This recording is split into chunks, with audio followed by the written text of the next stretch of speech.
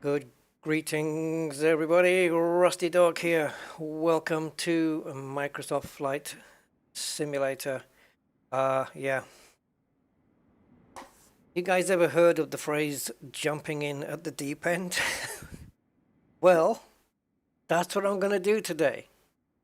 Um, Welcome to the PMDG Douglas DC-6. This is the B version. We also have the A, but I chose the B version. Now, bear in mind it's going to be a little while before we get off the ground, so strap in, put the kettle on, and get ready. So, it wasn't until only a few days ago that I heard that PMDG were about to release a plane, and that, of course, pricked my little doggy ears up because PMDG are considered pretty much the gold standard when it comes to planes in flight sims, and this is their first one in MSFS. So they picked an old one. They didn't go with the Boeing 737, which they are kind of synonymous for. They picked a DC-6. I think there were only 764 or something of these planes ever made. Started in the late 1940s. I only know a few basic facts. I know that the DC-6B was one of the most reliable and economic and rugged planes around at the time, and each of these engines, guys, is 2,500 horsepower. Oh, Jesus. Yeah, let's just have a little run around the movie here. While I say hi to Thomas Hughes, to our Rhino 1154, Roger Pocket, hi Roger, Andy K, and Doomy Duke, hi Doomy Duke. Right. If you're not on this stream right now, you're going to miss out because this is going to be something. Just watching me get this thing started and off the ground. Thankfully, PDMG have provided a virtual cockpit co-pilot guy, which is amazing. Let's just get through some of these weird. There we go. So I'm running the Olympic livery on. They do give you 7 liveries for the 6B and 5 liveries for the 6A. It's all installable through PDMG's own installer, which you download. And yeah, I have to thank my subscribers for allowing me to get this through their very kind donations. It was a toss-up between this and holding on for F1 2021. But hey, I want this. As soon as I knew PMDG were coming out of the plane, this had to go on my shelf. This plane is the price of a game. Guys, check out the interior of this thing. I mean, we're not kidding around here. You know. But it's very clever the way that they've got the dials, because you've got 2 manifold pressure dials for 4 engines. So what you have is you've got 2 needles on each one, and it's got the engine numbers written on them. Same with the RPMs, so you can tell which engine is at what RPM. Very cool. What BMAP is? What is that? Parametric pressure? I don't know. There's 4 of those. And you have fuel pressure, we have oil pressure down there. Now, study level, pretty much in terms of flying, I think this is it, or as close as you're going to get to a study level aircraft. That doesn't necessarily mean that every single button does something. It doesn't. These radio controls here, they don't really do anything. But this plane's got some amazing features on it, which I will be going through right now. So, what's cool with this, guys, it's one of the last piston aeroplanes ever made, I think, at least one of the last reliable ones. I think the DC-6B in some places is still in service. I'm not sure. Max altitude, 25,000 feet. Range, 4,100 nautical miles. Eek. Yes, eek. That means it can do JFK to Manchester, UK. Or JFK to Heathrow. it'll be alright, like a 12-hour flight, but it can do the stateside run from the UK. Wow, that's impressive.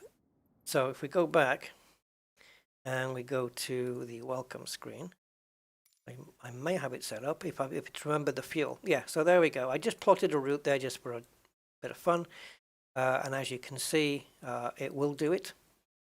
Dear. Let me try this again. Just going to put Manchester back in again. I want it to see if it'll give me the route. There we go. So 11 hours, 28 minutes, 3,038 nautical miles. This is with 85% fuel tanks, so it can stretch a bit further. But apart from the 747, this might be the only plane I have that can do this journey. The Airbus won't make this. Not in one go. I'd probably have to hop over here or something. Maybe one day, eh? Maybe one day. What are my opinions on DCS World? I can't really give one. I haven't played it enough. I did install it. It's a massive install. I didn't play it that much. So, yeah. I don't really know, Doomy. Sorry. It wouldn't be fair for me to give an opinion. But I guess it's okay. It's combat and everything, isn't it? Anyway, so today's flight, I have chosen Russia. I don't know why. It just came to my mind. So let's do Russia. I have a little flight plan here. I'm going to change it to daytime. Wouldn't be fair to do this in the night. So if we pick something around 4 p.m. So are the clouds on? No. Right, so I'll tell you where we are in the world. We are up here. Let me close this off. So we've got the UK there, and Spain, Italy, and then as we come all the way around, we're kind of Russia, China. China's over here, so yeah, we're kind of here. It's a 39-minute flight. This is presuming I get off the ground.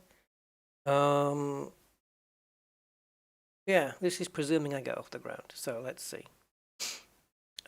Oh, there's another command you can type in now, but I can't remember what it was. Let me see if I can tell you what it was. I programmed another one in.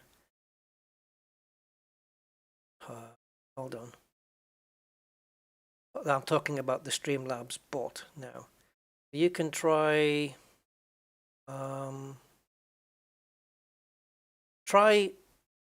asterisk, not asterisk, what am I talking about? Exclamation mark.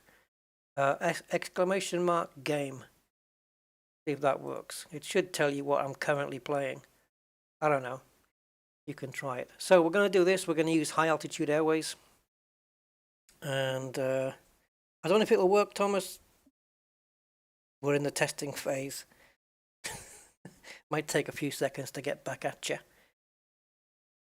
All right, so flight conditions are live. Time is not. Let's go. Oh, it doesn't say it. But it is correct. Rusty is currently playing.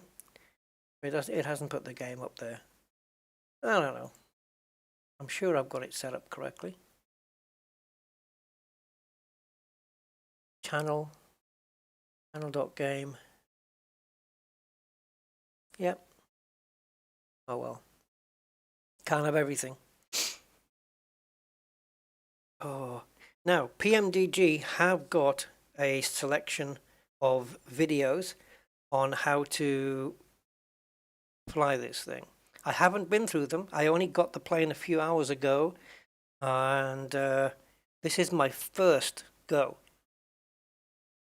Now, you'll probably find most streamers of Microsoft Flight Sim who are real-world pilots will have a go in it first. Real-world pilots having a go, getting it off the ground, and then do a video. Not me. I'm not a real-world pilot. And I'm going from the outset. Oh my god. Right. Now, if you look at the rudder pedals as I move my joystick, ticky-ticky-ticky-ticky. Now, watch the wheel as I move my joystick. Nothing's moving. It's locked. Right, that's normal. Don't worry about that. It's completely locked out. So, guys, there's more dials in here than I even know what to do with. And where's all the fuse breakers? Because the circuit breakers, because they all work. And we've got info up here which we need to check out. And there is a full interior. Guys, the stuff here that works. Look, the arms go down. The uncomfortable seat. I mean, who wants to sit there? Imagine sitting there for a transatlantic flight. 12 hours sat in that scrunched up space. Oh my God, cramp and thrombosis or what? No, thank you. Okay, we also have, yeah, we've got an iPad. Hey, it's 2021, really. So to unlock the window, because it won't open because it's locked. So there is a unlock here. Now we can breathe. We can breathe a little bit. I don't know if we can unlock the other side. Oh, hey, guess what? We can. Can I slide it back? Can. Okay, now we've also got controls for the doors here, but that might be in my pad. Let me just bring my pad up. I can swipe it. Drag. There we go. All right, so if we're going to put all this on, let me just put all this. So much stuff, guys, on this plane. It is epically good. Right, so if we look outside now, we've got all of the stuff in place, because of course the engines have to be maintained by mechanics, and we've got all the ladders and stuff. And you've even got the engine cowlings here that are open, fully open, that you can control those. Hey, Commander Budman, yes, thank you, matey. You essentially provided today's content, so thank you for that. Yeah, couldn't have done it without you.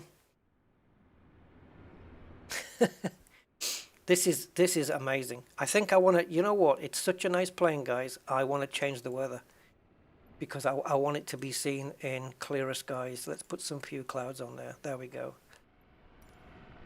I mean, this is just way too nice. The chrome, the metal effects from the old 1950s, that 1950s look. Yeah. Right, I think we should get that. And you can see my window open there, look. That I opened, and should be on the other side as well. Yep, indeed. Oh boy, I could just look at this thing all day. Look at the smoke markings that have come off these engines. I mean, this is like this is just fantastic. Now, before we, in fact, we've got front cabin exit. Oh, check. Let's see if I can do this. Show you very quickly. If I move my external camera there, leave it there. Okay, so front cabin exit.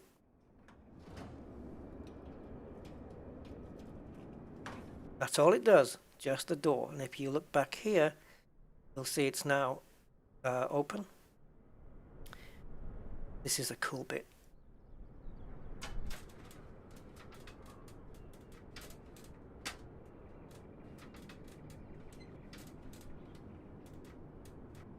Very nice. Very nice. Yeah, you bought a plane. Yeah, you kind of did via proxy.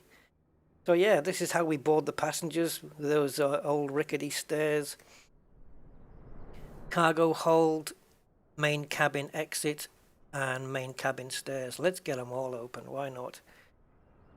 So there's the cargo hold. And we have stairs at the back for people to come in. As you can see, the interior is modeled. We'll be checking that out in just a second. Curtains on the windows. Yeah, this is like the new benchmark in planes in Microsoft Flight Sim. This is the benchmark, guys. This is what any other aircraft makers have to step up to, in my view. This is just the thing. I'm probably going to have to close these windows as well before we start the engine, because they're going to be pretty loud, I imagine. There's the door in the way. Headphones. Now that I've got everything open, let me see if I can go into drone And let's see if we can find, because there is a place somewhere where it's got, I don't know which entrance it is. It might be in here. Probably not. No, that's just generally storage. Okay. Let me just see if it's around the other side here.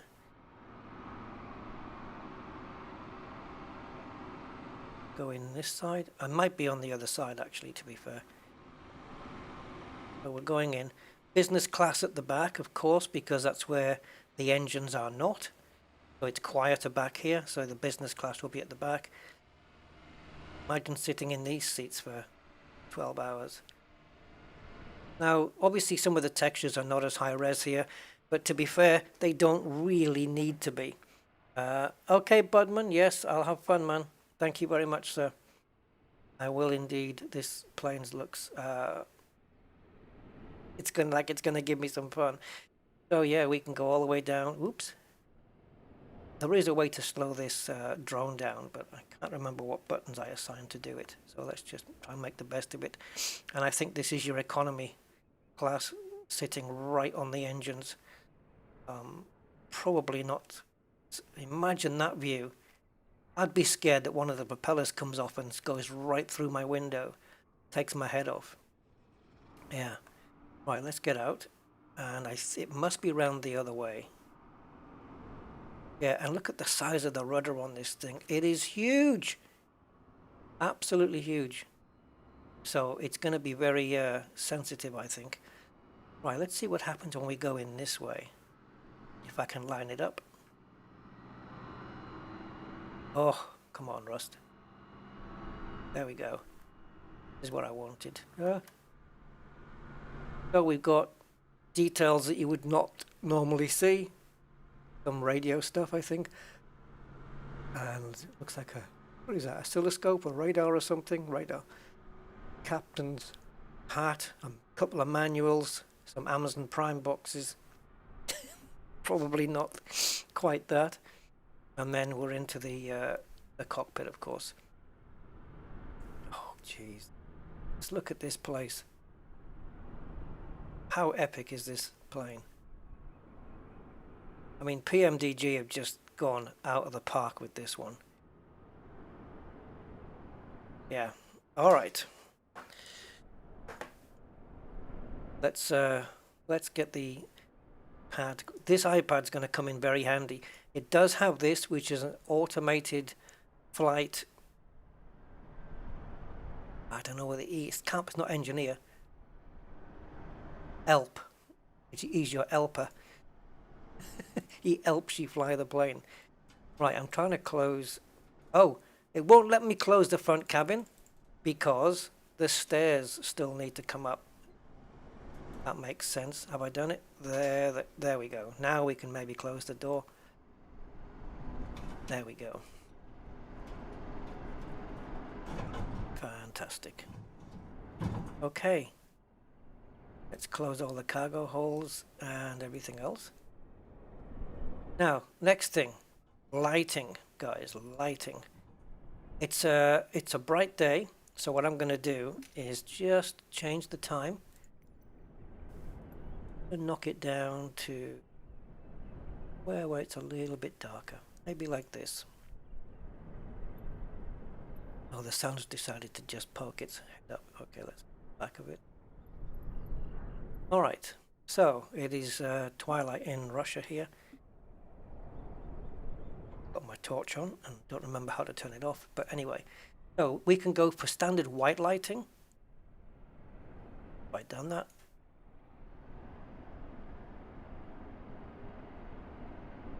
Why is my torch on? I didn't want it on. I don't remember how to turn it off. Go. Right, lighting's not working. Did a second ago.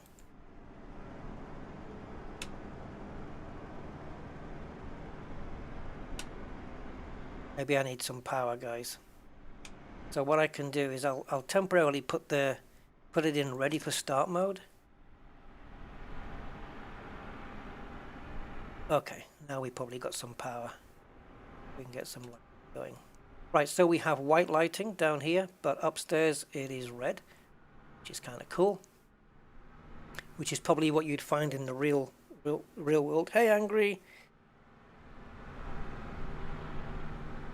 Yeah, you'd probably find this in the real world. Some red lighting down there just makes it easier to see at night, I guess. But if you want to go all red, you can go all red. That's very World War II-ish, isn't it?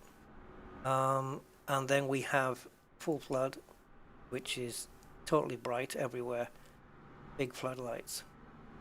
I kind of like the standard white. I think that looks really good. Yeah, so you've got ready for taxi as well. But with this automated flight guy, engineer, I don't know what it is. And oh, it is engineer. Artificial flight engineer. When he'll do stuff for you, which even the real world pilots were doing when they were doing their videos. You have the guy telling you what he's doing, and buttons are being flicked. If you can navigate your camera around and find out which buttons he's flicking, you can see them all moving. They all get flicked by this invisible pilot. We've got takeoff drying wet. I believe the difference between the two is not to do with whether it's raining.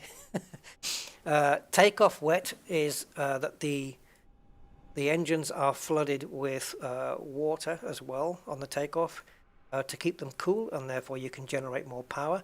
And the flooding, don't know where they were. It's got full reverse propellers on this as well. There's a throttle interlock as well. Oh god. Right, so there's somewhere, I can't remember where it is, where it shows you the water thing. Yeah, the amount of water going through, or that water is going through, but I can't remember where they are. Here we go, water pressure. So yeah, it's that. Water pressure safe, engine 1, 2, 3, 4. So if you need some more power on takeoff, if you're really heavy, I suppose you could go for a wet takeoff, depending on your weight.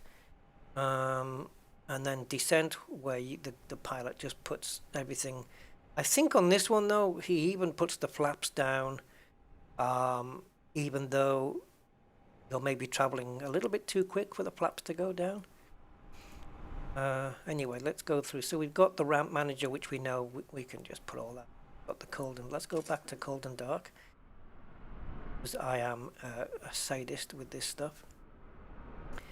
Fuel manager, you can actually alter all your fuel values here instead of doing it up on the main menu. You can choose how much weight of cargo you want to be carrying, how many passengers you want to put on board. Man, out of breath just talking about this thing. So set fuel at 50, which I can do because I already had it at 90% in order to show you the Manchester run. So I think, yeah, 50% would be okay. We set it at 100. Will we see a weight change? So I'm going to be looking at this window here. Let me just change the time of day. I'm going to be looking at this window edge compared with the ground. See if it moves when I put twice the amount of fuel in. Oh yeah. Of course it does. Right. Maintenance manager shows you the health of your engines and the engine hours that you've had. Propeller hours, engine oil, water and alcohol quantity. That's for the passengers. I don't know, right?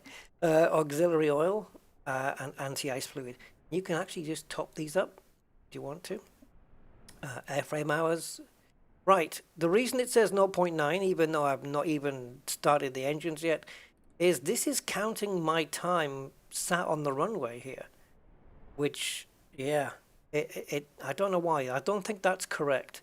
You see, I think that's not correct. I think it should only count the hours that it's actually been on and up in the air and down. It shouldn't count the time sat here, but I don't know. Maybe they'll correct that in a future update.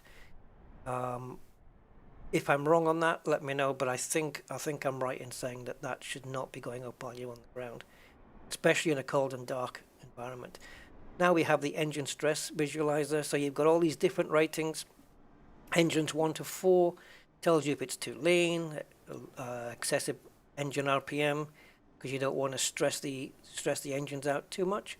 Overboost. Oh, that's not barometric pressure then. Boost something. Boost. That is. You got normal stress range, moderate stress. These are going to light up in any of these different colors. I'm probably going to get a load of reds here. Catastrophic stress. Oh God. Options. What do we have? Yep, Asobo GNS 430. That's the radio that we have up there. In the middle. Which I believe all came on. Now what happens if I untick that?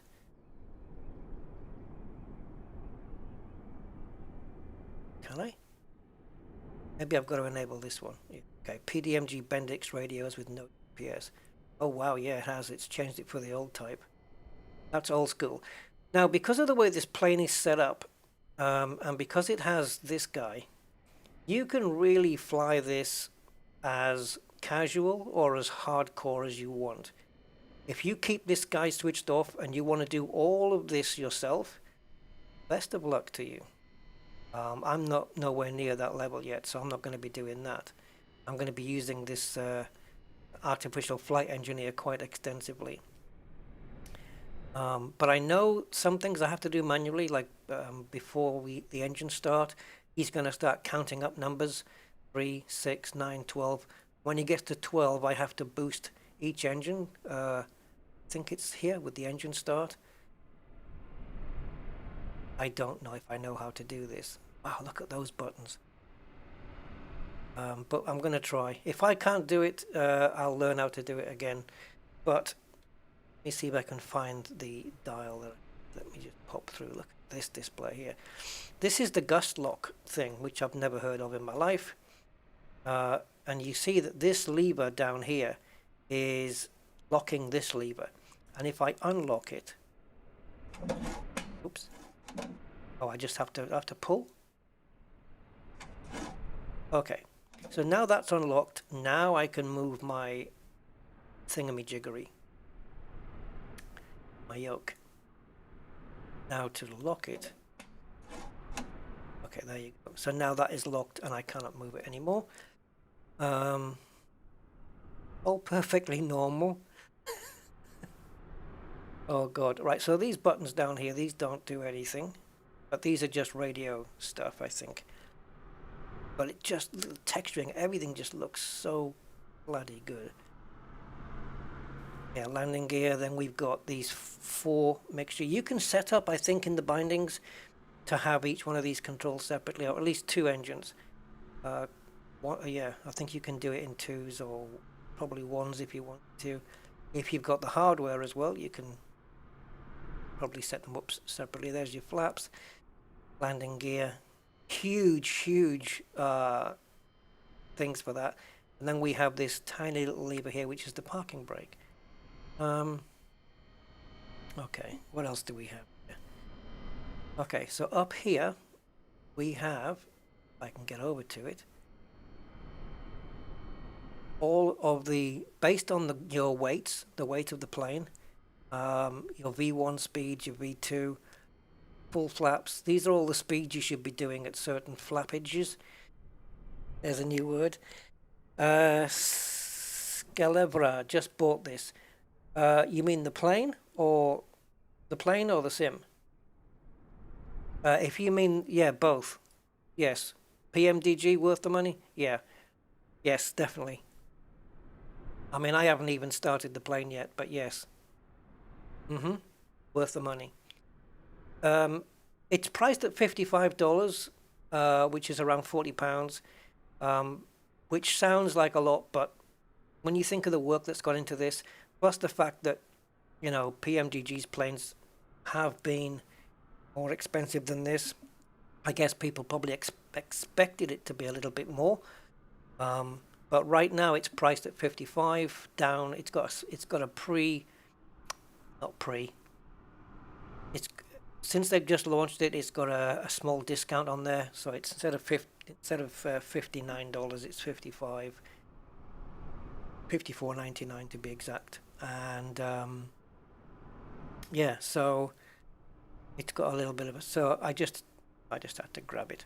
Anyway, let's see if we can get this thing off the ground. I mean, runway doesn't look too far away.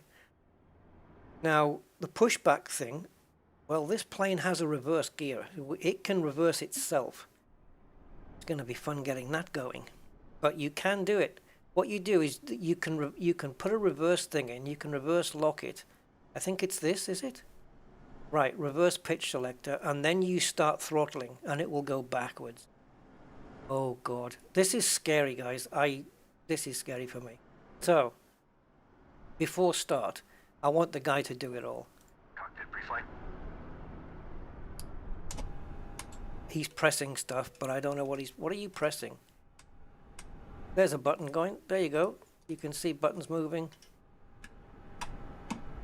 Oh, thank you. He's doing it all for me. But I think if I was the captain, I think he'd be doing that anyway in real life. Auto in position. Fuel and fluids. Pressurization. Set. Manifold and duct pressure. Checked. Radios.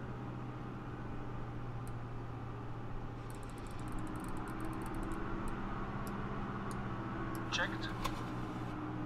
Doors and hatches.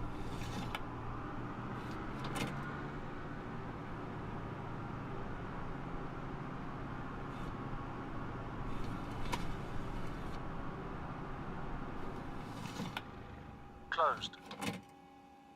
Door warning lights. Out. Gear pins. Removed. 3 on board. Seat belts and pedals.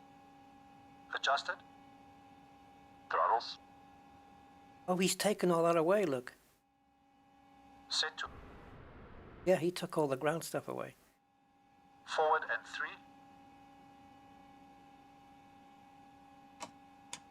He's doing all this in real time, like however long it takes to do something, Start engines.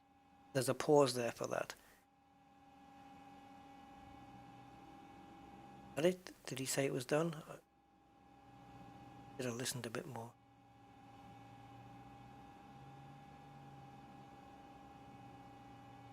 Okay, I guess he's done. Right. So before start, now after start. So now we've got to start the engines. This plane is ready to be started. I'm going to try this myself.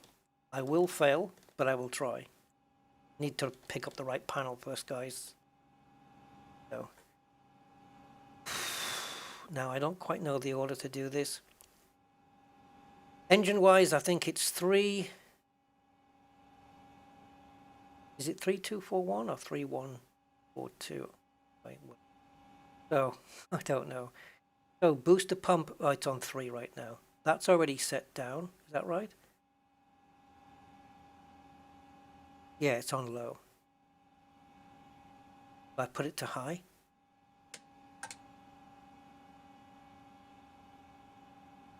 Guys, I don't... There's something where...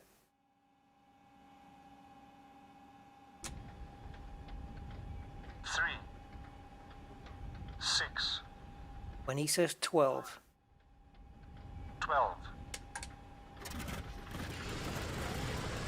Ah!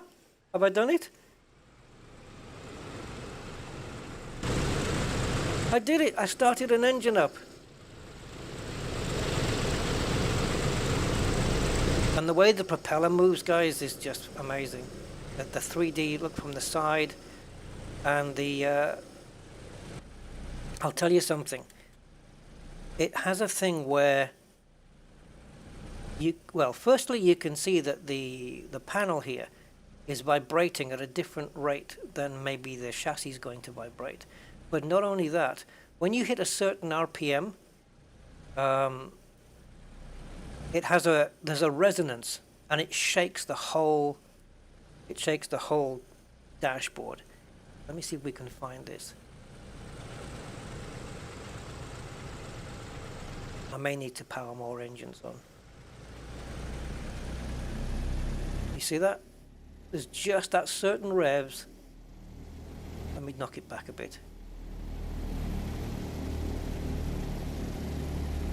I mean, I know I should be checking manifold pressure and stuff. There. Just there. Where everything just starts to shake. So I'm gonna idle it back so we're not getting too much shake. Let's go for the next engine, which is going to be engine number, I don't know, 2. I think we've got to do the inner ones first, so I'm going to go with 2. Right, safety switch off. 3, 6, This is the propeller. Oh, 12, did it too early. I did it too early. Start again. 3, 6,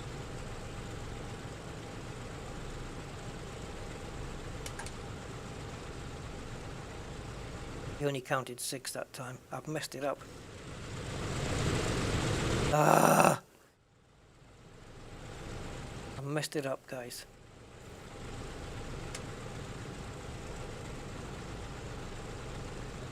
See if we can do it again.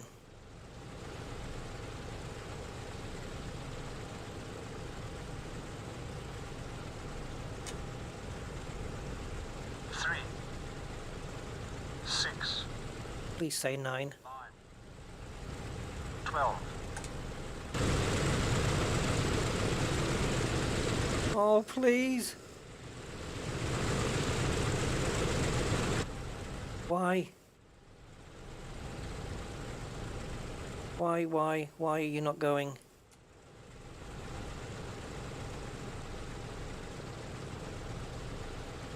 And then move the engine selector to off. Need to get this thing started. So, engine select 2, safety off. 3, 6, 9, 12,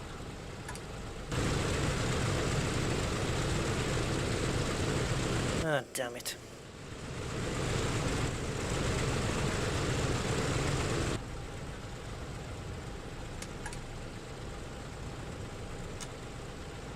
Let's open and go start again. 3, 6, 9, Ah! 12,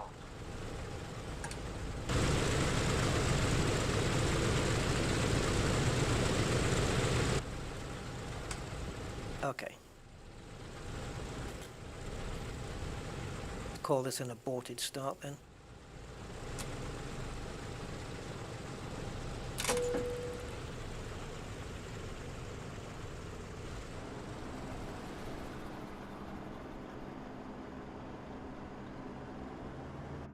Right, let's go. So before start, cockpit pre-flight. once again.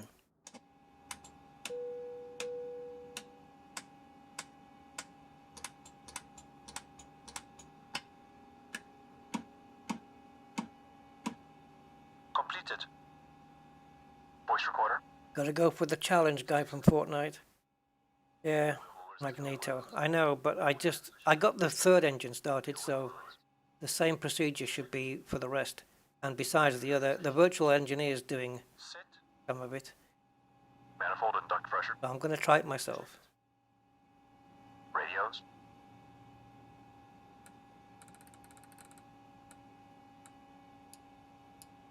Checked. Doors and hatches.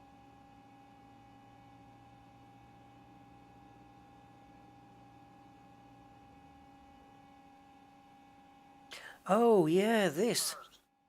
Yeah. Out. Of course, you're right. At what point do I put these on? Removed. 3 on board.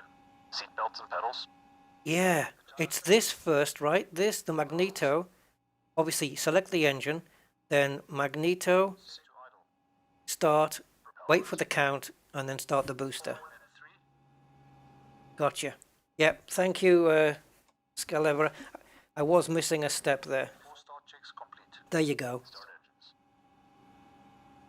Start engines. Okay. So we know the magneto's on for that one already. So magneto on, engine selector on. 3, 6, 9, 12. Now, do they all have to start in the low position? Because I noticed that switch was on booster low. Booster after the mags. Gotcha. Thank you, man. Much appreciated for that. Alright, let's start up. Number 2 then. Okay. So, we're going to start, so magneto on 2. Engine selector 2. I'm going to put the boost on low because that's where the other one was. Go for start. 3, 6, 9, 12.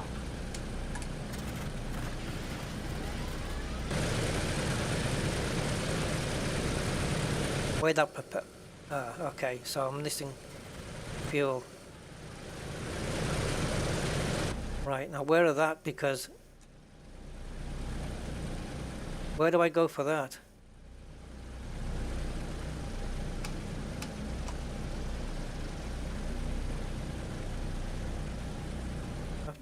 I don't have to prime it, do I? Where's the fuel thing then?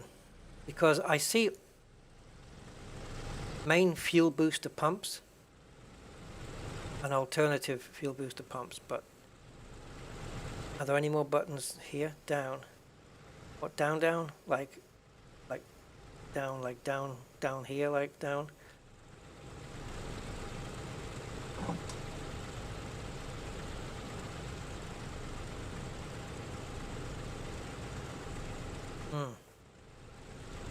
Obviously I could have the guy just start the plane up, but below the throttle, right.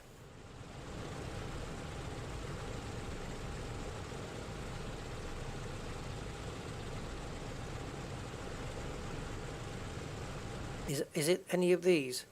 Mixture. Oh yeah, frig. Mixture. I don't know which screen this is. Let me run through them. 1, 2, 3, 4, 5. 5. Yes. Oh God. Right, so that up. Now that was 5, right? That was 5. Was it? That was 5. Now I need to go to 6. Okay. So both. I'm going to put the booster low on that one. Engine selected on 2. Start. 3, 6, 9, 12.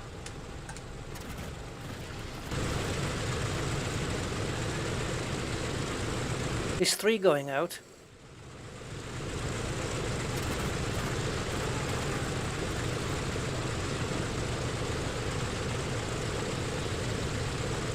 Oh man. Oh man, oh man, oh man, oh man.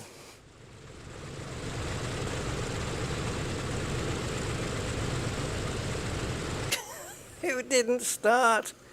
I told you guys this is gonna be a thing.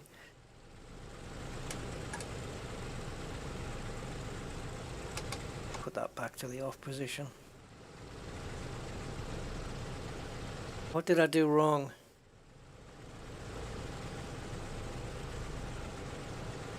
Bring all the fuel up. Yeah, I thought if I do it for all of them.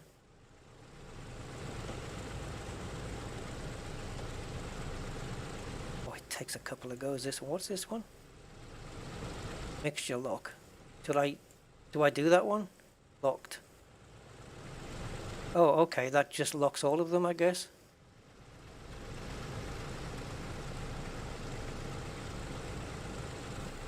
No, it locks them in place. Okay. Go like that then. Mechanical autopilot. Yeah, autopilot. It does have that. Yeah. Crossfeed. They didn't do all this crossfeed stuff when they were doing it, when these pilots were doing it in their... These real-world pilots were doing it in their videos. Right, let's try again. So engine selected on 2, magneto 2 going on.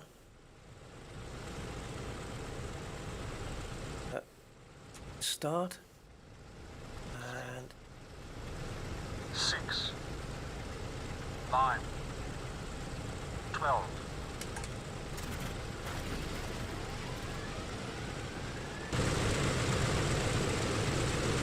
it's not kicking. Son of a bitch. The guy from Fortnite. You don't have to have this plane. This is study level. The planes in the actual Microsoft Flight Sim are not all this difficult. And even if they were, you've got to sometimes just accept a challenge in life and just do something that taxes your brains.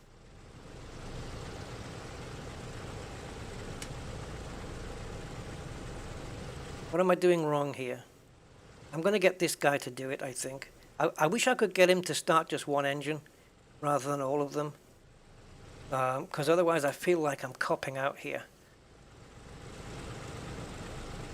The crossfeed thing, I mean, look, everything's shaking here. The crossfeed thing, I don't know where it is. Oh, here. Just came across it just now.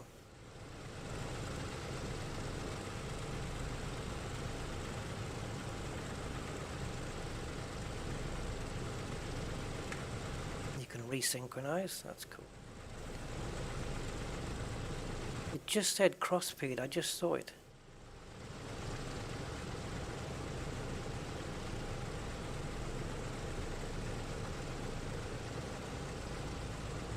Yeah, it's not called autopilot, it's called gyropilot.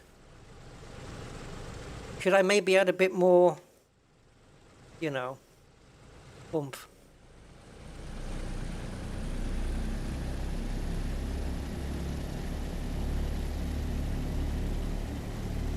Give it one more go, and if it doesn't work, then we'll get the guy to do it. And then maybe if I stream this again, having trouble. But there we go. If I stream this again, we can give it a go. 3, 6, 9, 12.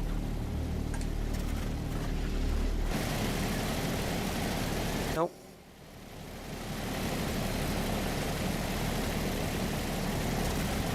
Okay, so we'll get Captain Darling to do it. Or can we? Can I? Start selective boost bumps. Goosebumps. Off and off. Battery switch. No, this is after start. Plane battery. Okay, so the way we do it then And on. is we just do ready for taxi. Armed. Ground power.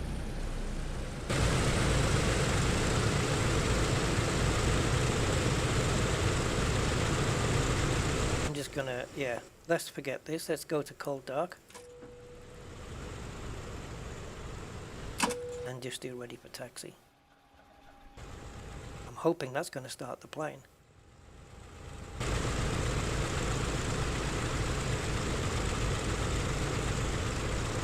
Yeah, I've seen Boeing pilots, Airbus pilots, all sorts of people do this.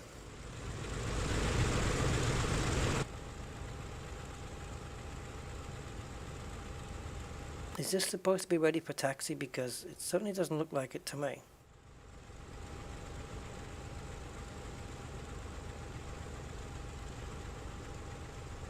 Ready for taxi to me means all the engines are in their started state. And that's certainly not this.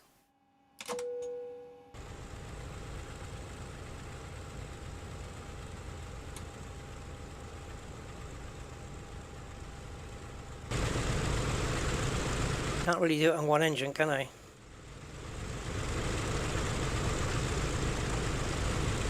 Why must I have nodded off? Me? I mean, I'm talking all the time, so it's highly unlikely.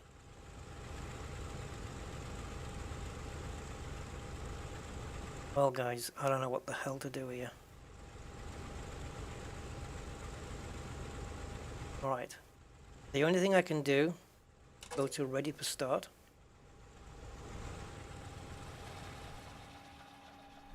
Cockpit pre-flight. What if I just hit takeoff dry? He'd do that. Completed. 30 inches stabilize. 30 inches stabilize. Oh, Cockpit pre-flight. okay. Completed. Voice recorder. Tasted. Yeah, don't take the piss. Cal flaps. I was paying much attention. It doesn't mean that I remembered every single second of every single sequence that they did. There was it's a lot. It is a lot to take in. Especially when you're not I mean, they've got a slight advantage over me in that they fly planes for a living.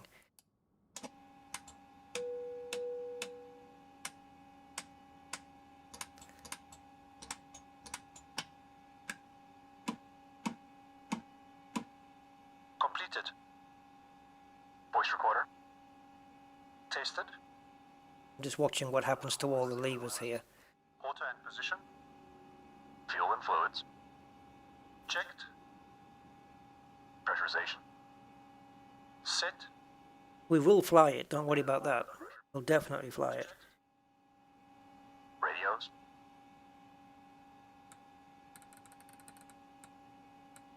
Do they have Checked. Doors and hatches. oh, checklist. I'll have to just watch the videos of PMDG. Closed. Door warning lights. Out. Gear pins. Removed. 3 on board. Seat belts and pedals. Adjusted. Throttles. Set to idle. Propellers. Forward and 3.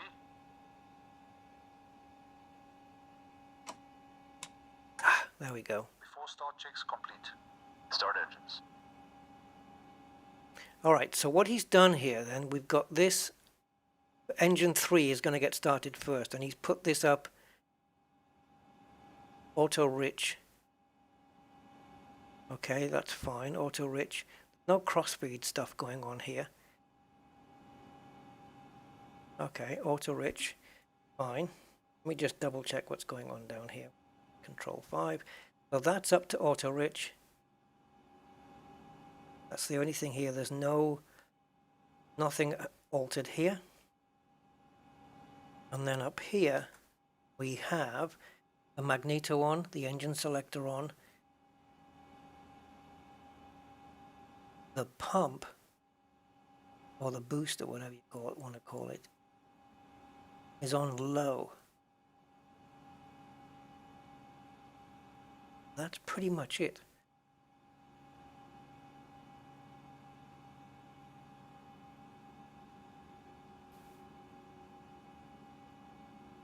Do I have to go on 12 or is it 9? 3, 6, 9, 12.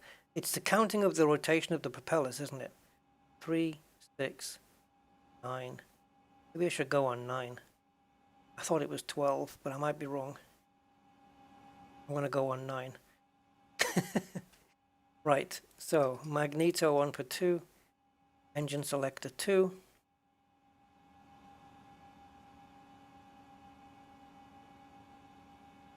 No, I'm not the type skill bearer.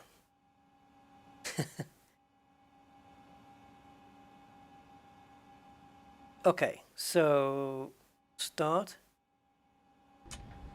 Oh, not start. Don't start. Low. Right. I'm going to go on 9 this time. Now what just happened? And why is 3 not fired? What the hell's happened to engine 3? Oh my goodness. Have I not started engine 3 yet? I think I haven't started engine 3. I'm jumping to 2 without 3 having been started. That's not very clever. Okay, I'm going to go on 9. 3, 6, 9, 12. He's fired. It sounds like 365, but it's not. Okay. So, next one then is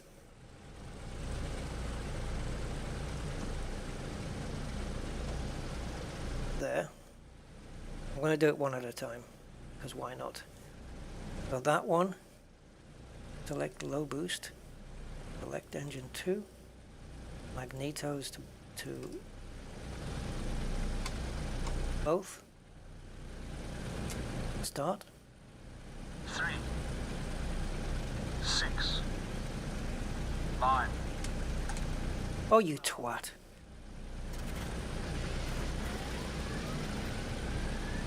Twat, it went down again. Oh my god, you fucking twat! Why did the switch go down again? It's so annoying. Right.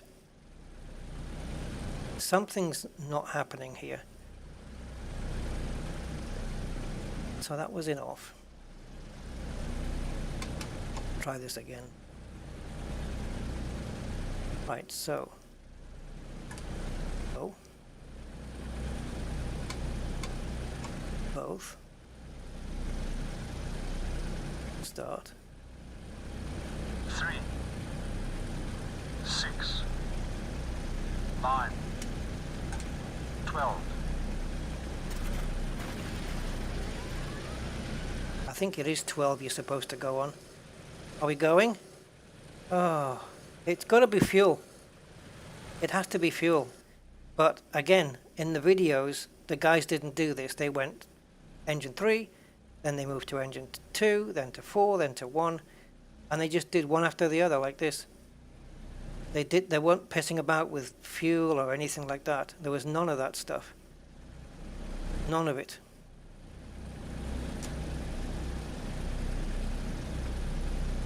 I'm going to go to prime. I don't care. Just going to try something different.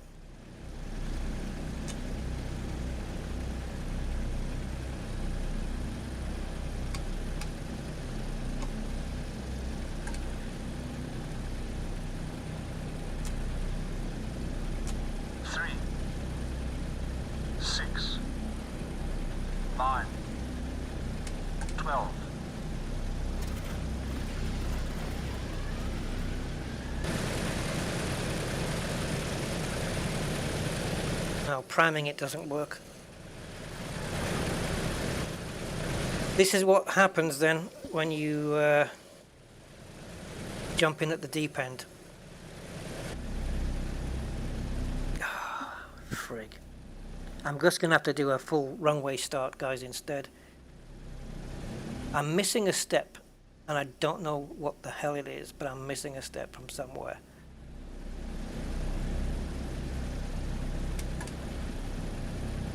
It has to be fuel related. Even though the mixture's set to rich and everything like that, it has to be fuel related somehow. That engine is just not staying on.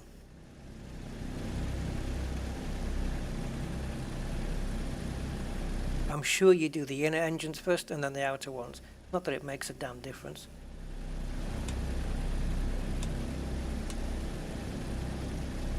Let's go for engine 1. What the hell?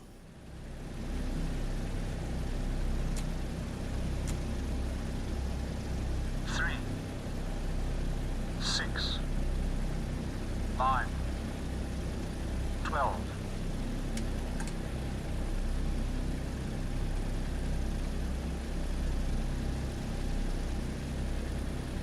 Doesn't want to know, does it?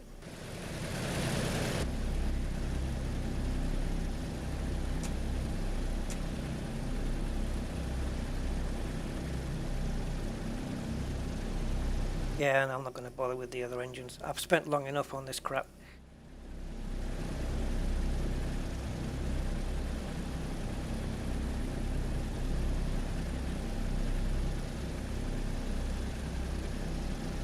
What they should have done is this ready for taxi should be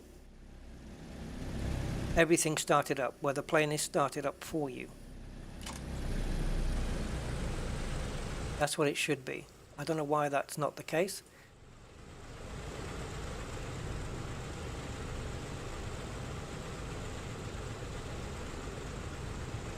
Fuel is fine there.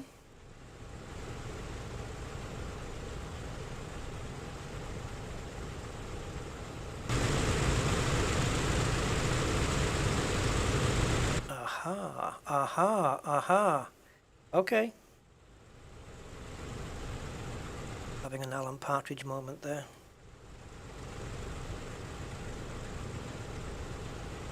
How come the two engines that I started, just gonna go, I know this, don't care if it's not right, really don't care.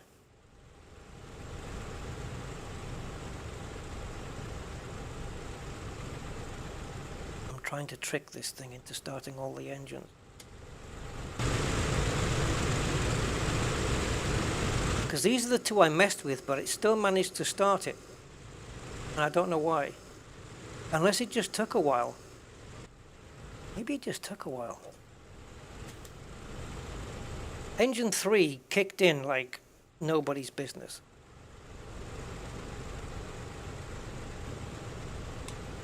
So I'm not sure why 2 took so bloody long.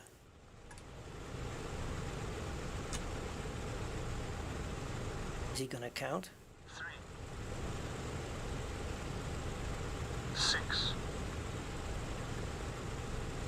9, 12. I'm pretty sure all the booster things are up. Yeah, the fuel mixtures are all up. Okay, we got one more. I think it was just taking a while to start. Right, let's do 2. Magnetos are on.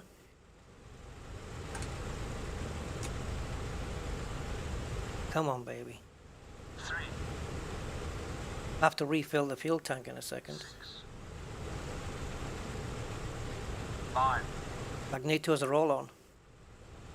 12.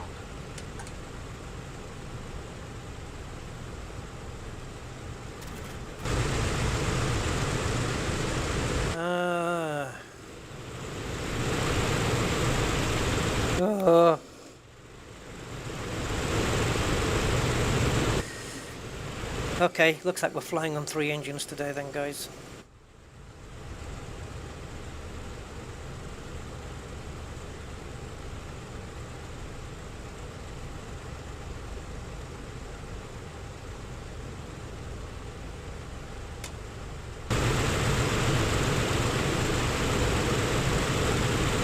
What's so special about 2? Why did 4 start and not 2? Same procedure. When you have somebody like, oh, I know why. When you have somebody like me, who's not familiar with the plane, not a pilot, stuff like that, it ends up where it looks, I'm making it look more difficult than what it really should be. But if you know it, once I know the procedure, I'll just be able to say, hi guys, welcome to blah, blah, blah, blah, blah, to the stream, and then I'll just be able to go click, click, click, click, click, click, and it'll look like a piece of cake. But today, don't have that luxury. 3, 6, 9, 12.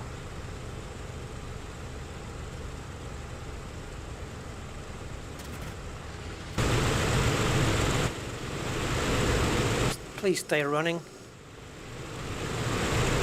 Oh, I hate you more than life itself. This is ridiculous. Why?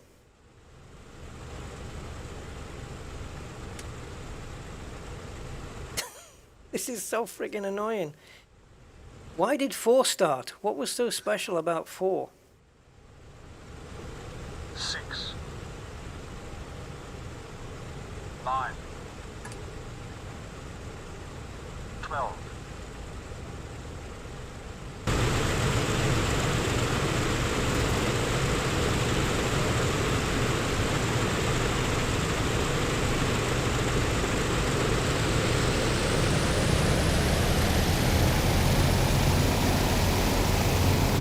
Son of a bitch. What are you?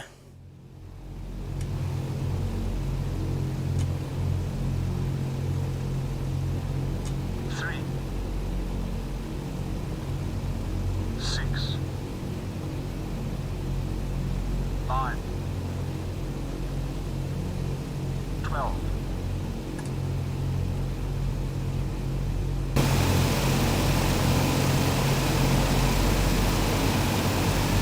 Come on. It's not fuel. It can't be. Not now.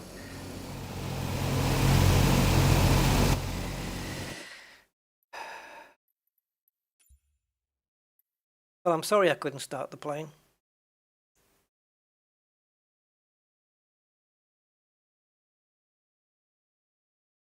But I guarantee you 100% there will be another video with this plane and I will know how to start it. I make you that promise. So I'm going to load the flight plan again. But this time we're going to be starting from... See, this is the weird thing now. Because I've got a frigging flight plan, I can't start from a runway.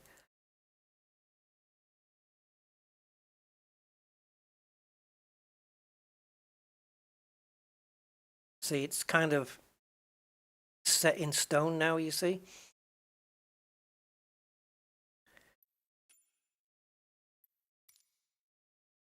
That's a bad show from Microsoft. Why can't I stick to my flight plan? And still have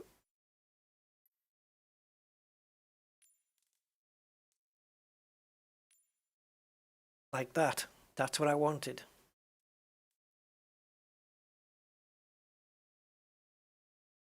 All right. Flight conditions then, live weather. And screw you on the time. I just told you not that time. So we're going to pretend that I got all the engines going, because I almost did. And then I taxied to the runway, which I didn't.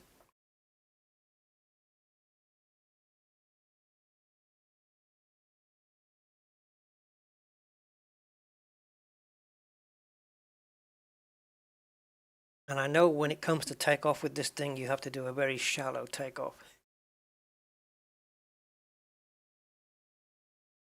But once it gets going, it's all right. I honestly believed that pressing the ready for taxi was going to have all the engines started. That's quite disappointing. Because ready for taxi assumes everything is working and running, and apparently not.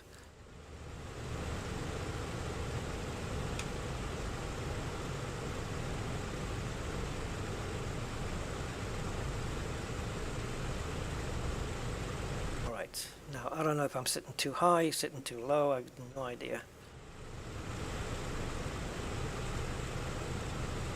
Maybe there, and pull back a little. Are we locked in on the thing? We are. I don't really want that. Why is... At what point do you disengage the gust lock? Because I can't change... I can't move the steering wheel. Or the yoke, whatever you want to call it.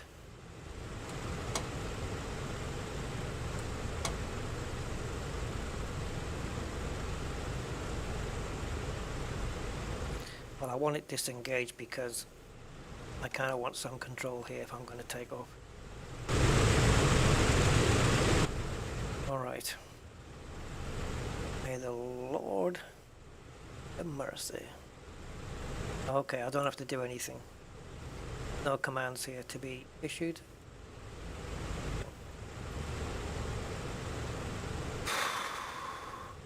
Right, parking brake off then.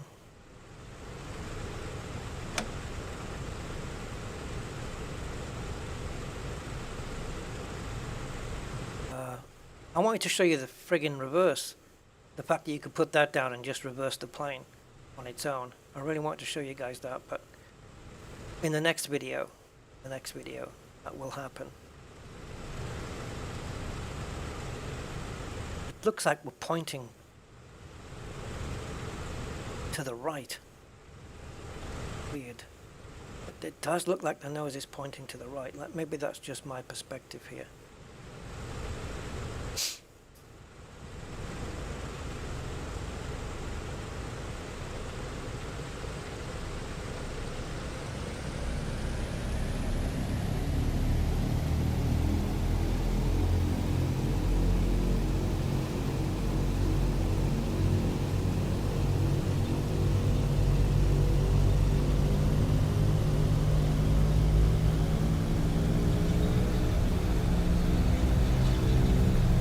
Full power now.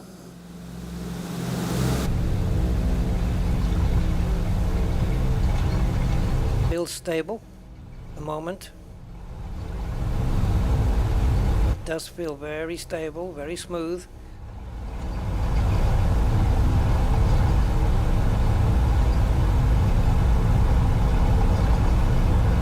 Almost there.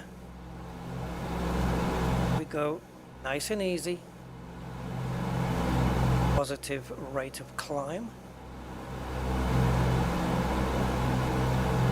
Gear up.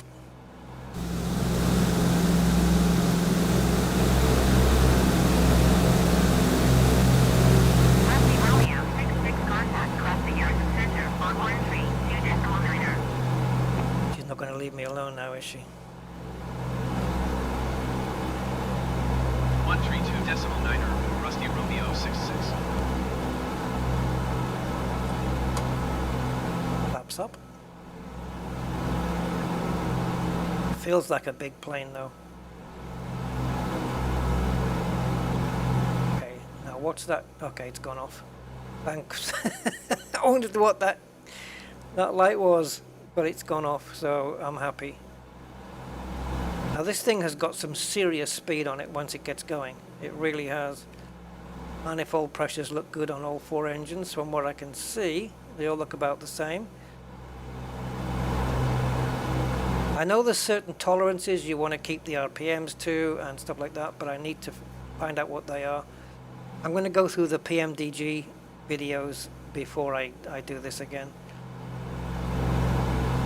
Do this before I record this plane in a video again. But we are up and we are flying. But yeah, this is the thing, when you get a study level aircraft, like, you have to learn it, you know? That's the thing. Now, I did see something about panel lighting up here. There was was it this one?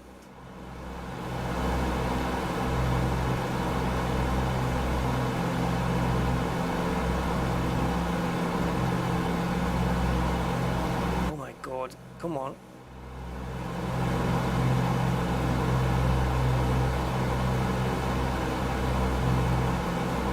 Okay. Oh, that lights them up in red.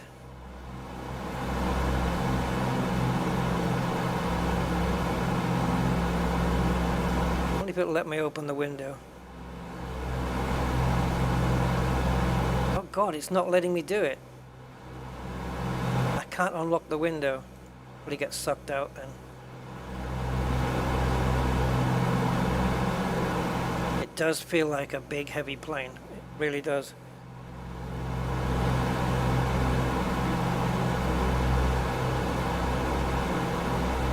Pump, low pressure, yep, start on start on 6. Start, okay, low pressure, start on 6 prime, on 12 boost. So when he says 6, I go to prime. When he says 12, I go to boost. And you turn on the magnetos. So that means you're turning on the magnetos when the engines are about to start then, right? Okay. Thanks for checking that out, Eddie. Look at this weather we got coming in here. That's a screenshot. Oh, the engine cowlings, by the way, we can, if the engine needs to be a bit hotter, we can close those cowlings. I can have my deputy do it, I think, but I can also do it if I remember how to. Has he done all this? So this is takeoff, cruise. Set cruise power, wait. Setting cruise power.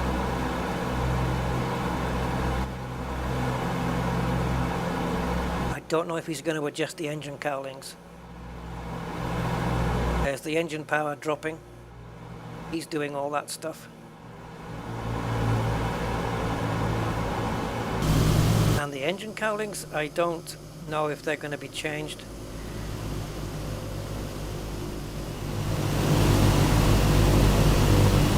I don't know. And I can't remember where the button is to change them. To alter the cowling. Oh, where is it? Cruise power set.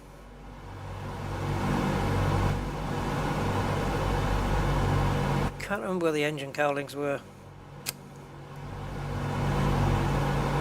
Landing this is gonna it's gonna be epic.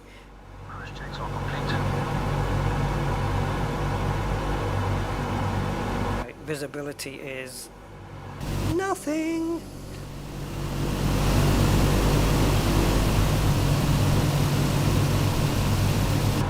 Do you guys want me to keep it like this, or should I make the visibility come back?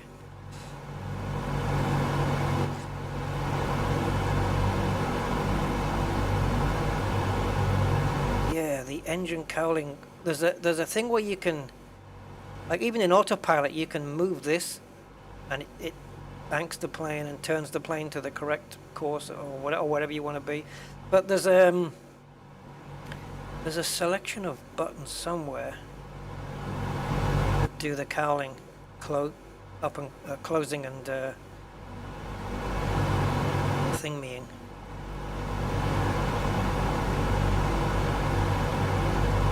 Yeah, the magnetos are on.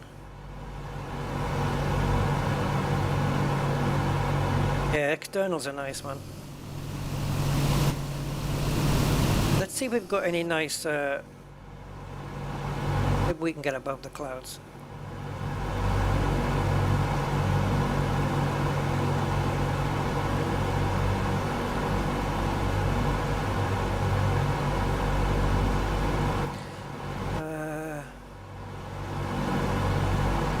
It's not what I want, is it? It's these.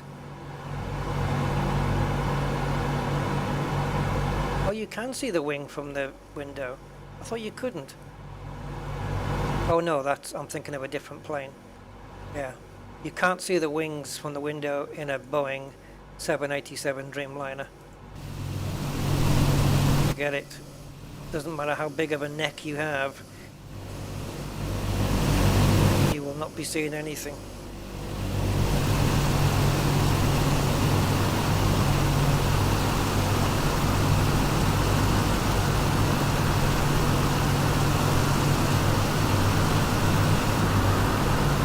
Oh, the cowlings are almost shut. I don't think they're completely closed. They may be. Man, that's a view, isn't it? Jeez. I don't know if I'm going down or up. I don't know what's going on.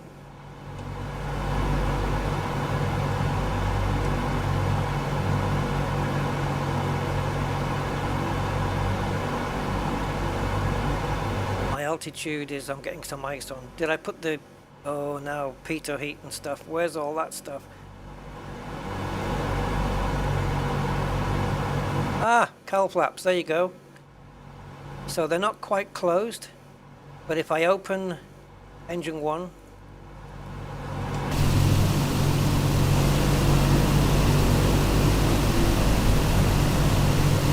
if you can see here, it's more open than here. So let's put them back to there, and that one should shut it completely. There you go. Cowl flaps are completely closed on this engine now.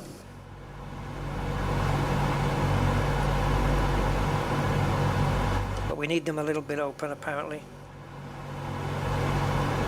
Right, de-ice, I've just seen it.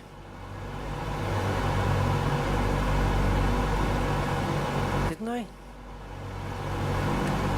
Got a prop de-icer there. As long as the props don't ice up.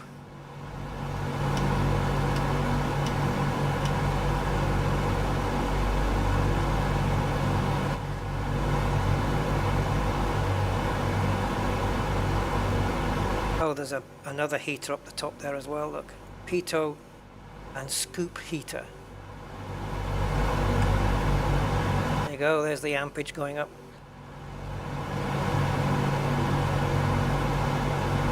This plane scares me, guys.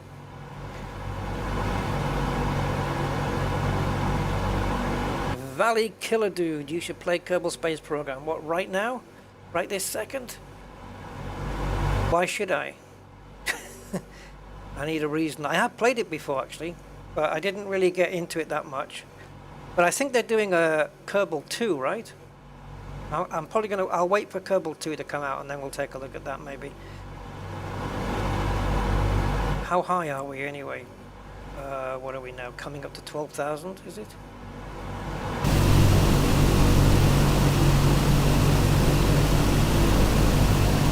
This plane is epic, guys.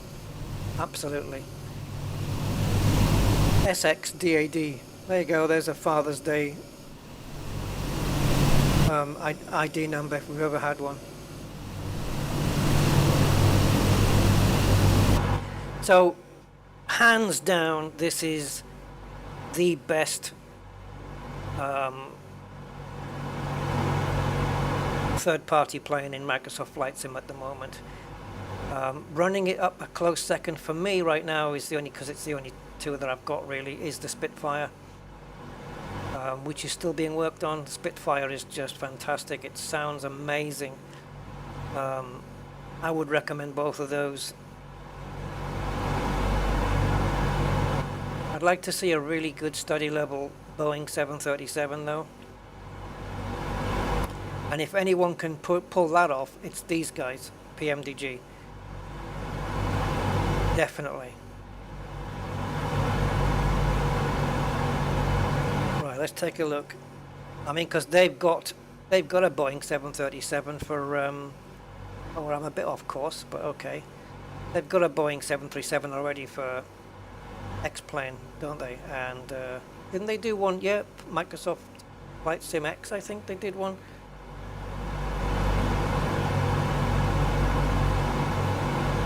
You know, I'm not even touching the joystick now. And once you've got your rudder trim here, if you need that. I know there's an instrument down here. This one, I think, which tells you how to adjust the rudder trim against whatever outside. Yeah, I guess whatever's going on. Then you've got your elevator trim there. And yeah, well, you can trim up this plane. Like I say, it's got autopilot as well, or the gyro pilot, and it can go VOR to VOR as well. I believe you can do a VOR flight with it. How are we doing here? Oh, everything in green. I owe that to this guy though, really.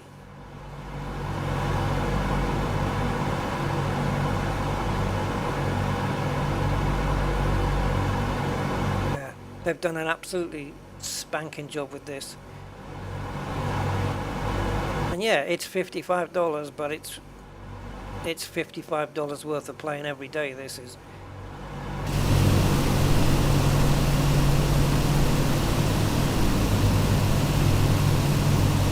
Man. It's flying this thing in the 50s, eh? think I'm gonna just need to gently, just be gentle with it. I know it's a big unwieldy plane. Maybe one day we'll do the JFK to Heathrow run with it.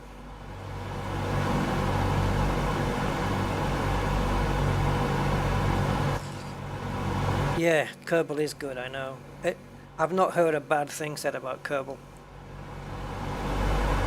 I do have it. Yeah, I do have it.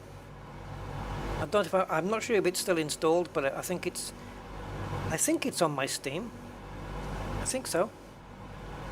Just trying to get back onto the flight path here. Looks like we've got some water over to our left. Let's take a look. Aren't the graphics just something else? I mean, we're basically on the east end of Russia. I didn't really want to go as far as Siberia. I didn't really want to go to those distances, but we are, you know, we are in a cold place.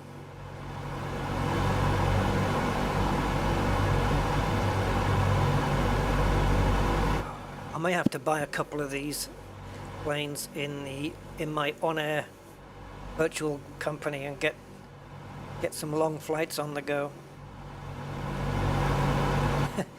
One of the last true propeller aircraft before the turboprops came in.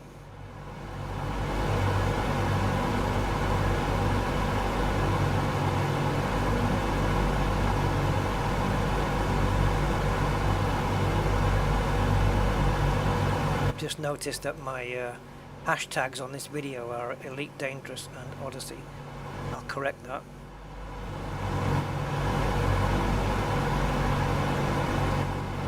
Now, I don't know whether the wipers work, but A, it's not raining, and B, I don't know where the buttons, the button for the wipers are. What's this thing? I don't know.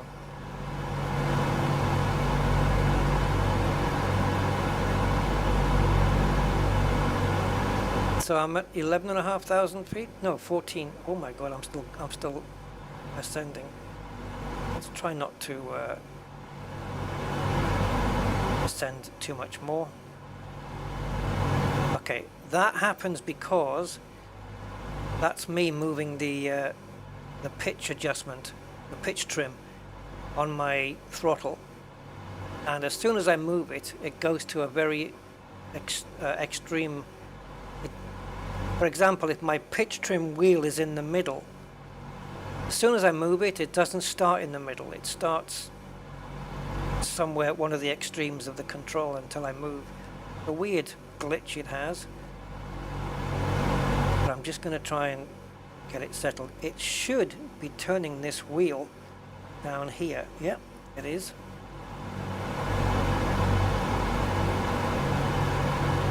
So right now we are going up. And I'm just going to try and trim it out so that we're pretty much level. Okay, I'm gonna now use a very, because I've got the pitch here, and then I've got the one where I can just do it in very small increments. Here we go. So I'm just watching that needle. Oh, go back, go back, go back. Oh! It's this dial I'm watching here, this one. I want it to be in the middle, and it's giving me grief.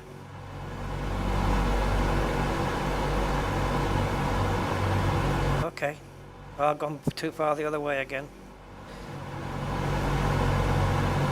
Come on.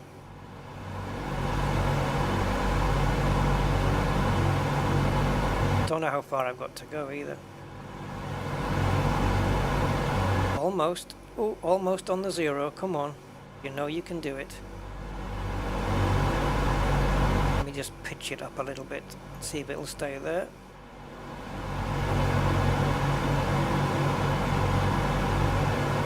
Okay, it's just slight adjustment needed. And that'll do. I can take my gonna say take my hand off the joystick, but we're okay. The plane can do auto leveling and everything. It's pretty advanced for its day, but it does have the auto leveling. There you go, altitude control.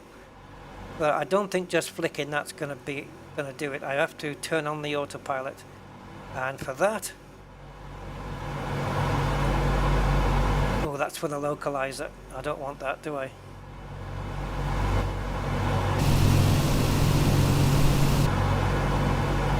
Right, where are we on the map? Did we get on it? We did indeed. I don't think we've got too far to go, to be honest.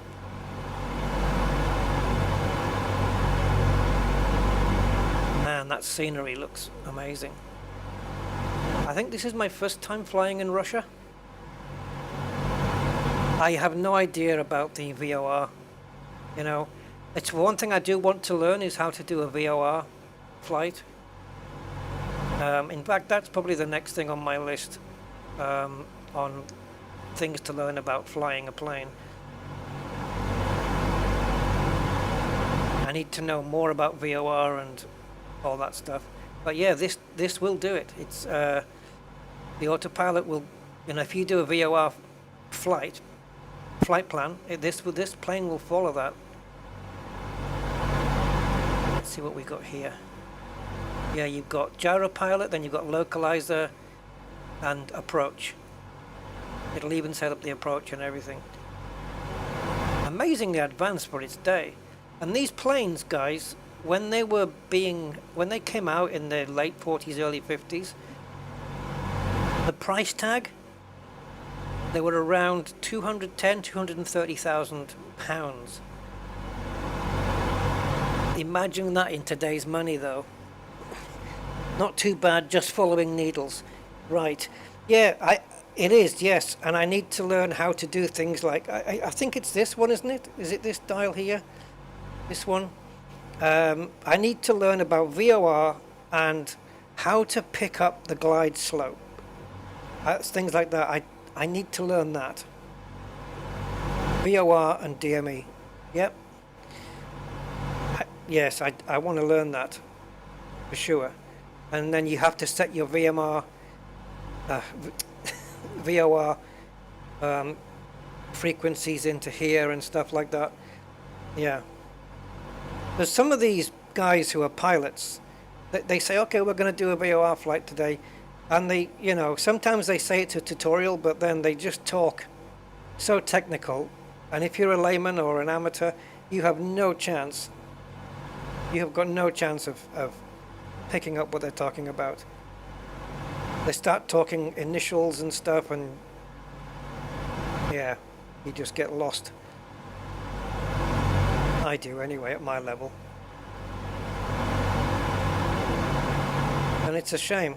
I just want somebody who's a pilot who can just talk me through a tutorial as if I'm 10 years old. Yeah.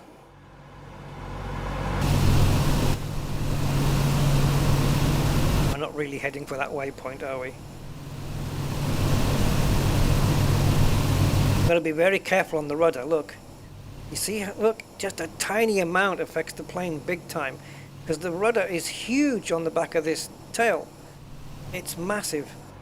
So it's going to have a big effect on the plane. We've got some more icing coming up here.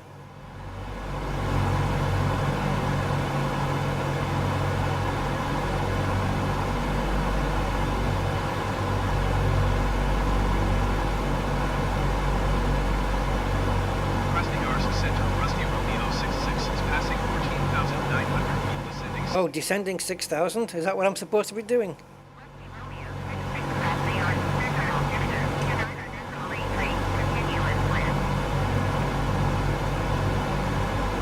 Am I supposed to be descending to 6,000? Okay. So what I can do here then is tell the guy to go into descent, right? 26 inches, please. Setting 26 inches.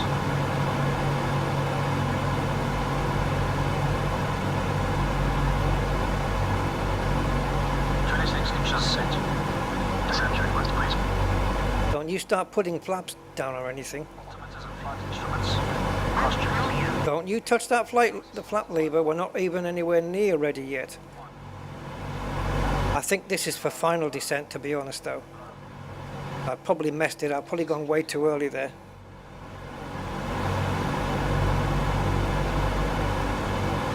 Oh, what happened there, Steve? Ah!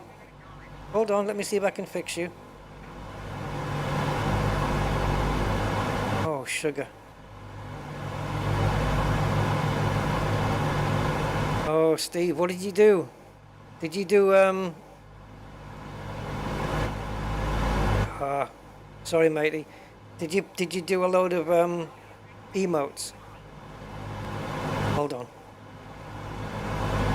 Descend and maintain. Yeah, I've got this thing about I've set it so that you can't do a load of emotes because it's to try and stop that stupid casino thing. Steve, I can't reverse that unless it may be through Streamlabs. Let's have a look. I don't know how to do it, and besides, when I'm flying the plane, yeah, try and avoid emotes, guys. You can do 2 in a row, but don't go beyond that. Only 2? Oh, I thought... Alright, I will address that, guys. Apologies to Steve Zodiac there.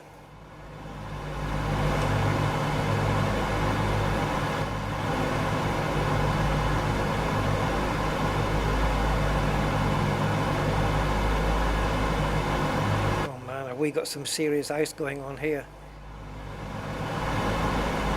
I'm sure I put the window ice thing on.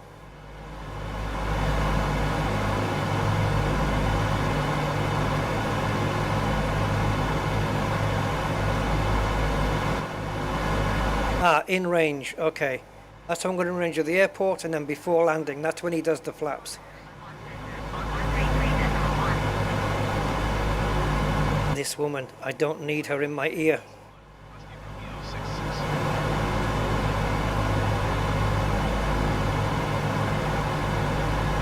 6-6. See, I'm moving my throttle, and it ain't doing jack. Yeah, look, I'm moving my throttle, and it's not moving here, so I need to get control of the throttles back again. And I think is it this red button to unlock? Or is it this one? Throttle lock is off. Because my throttle ain't making a damn bit of difference. I've got no control. It's cold outside.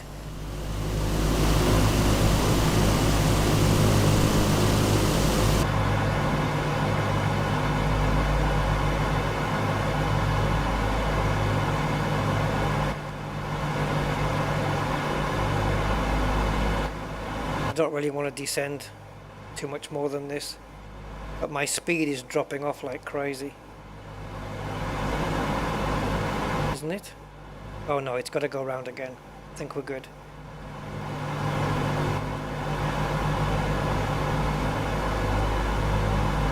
Yeah, it's not dropping off, it's speeding up.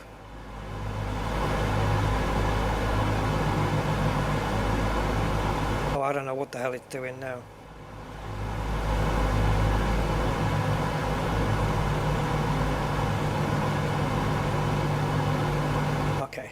I know where we are now. There we go. Oh, this is a little bit confusing. I'm having to really pull back on the throttle here now. On the... Pull back on the yoke.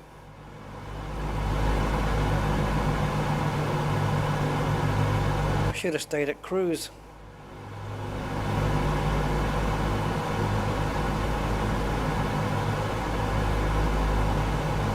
I'm really having to pull back here. Let me adjust the pitch trim and see if that will help.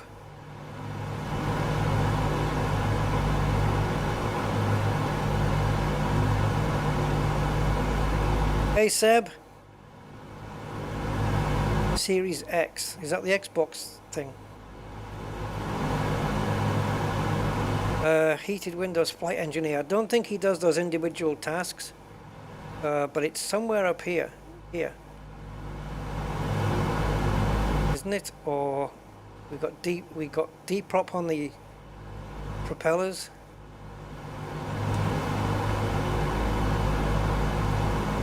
I don't know what the hell all this does.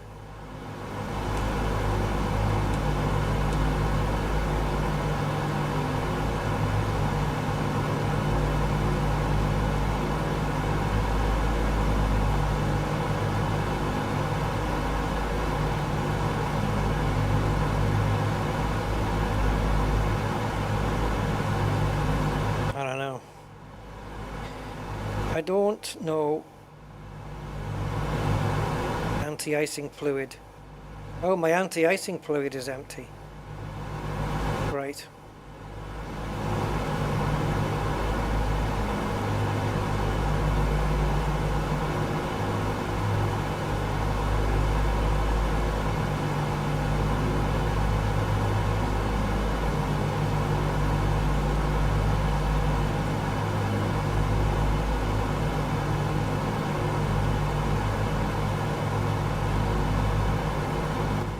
Not bad, Seb. 60k, 60f at 4k is great. Oh, this beast of a plane, man. It should be flying faster. But I've put it on descent, so he's obviously turned the throttles down. I've never seen landscape like this before, though.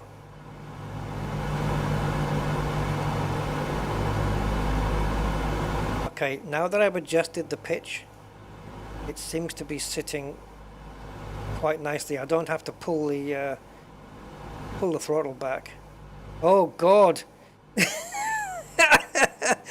Oh man, just mix up any words you want, Rusty. Pull the yoke back. Pull the throttle back. Jesus. English good, me learn.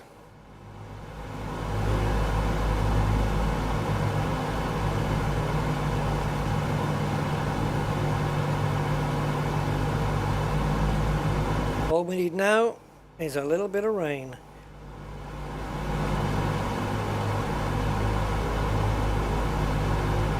I don't even know where the runway is. I'm sure we've got to be... Like, how far am I from the runway? Distance, 18 nautical miles. But that's not from the runway, that's to the next waypoint. Correct?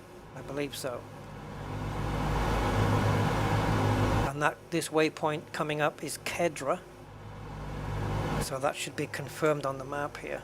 Yeah. So I need to be more to the right. Got some dirt on the windows now.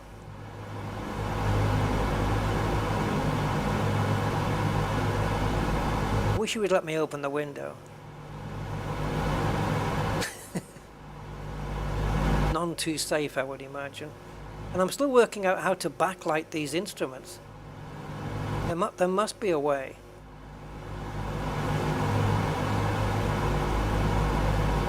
I want to try and line up as clear as much as I can with this line so that I can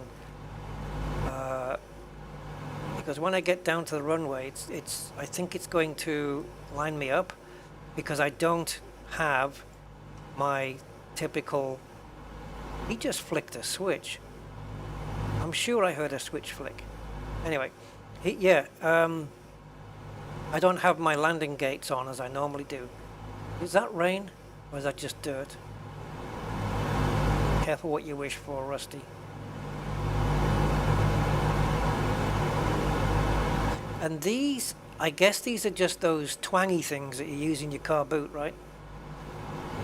To hold that compass in place. Yeah, it's just those twangy things. I don't know what they're called, with the hooks on the end. This plane is fantastic. Absolutely fantastic.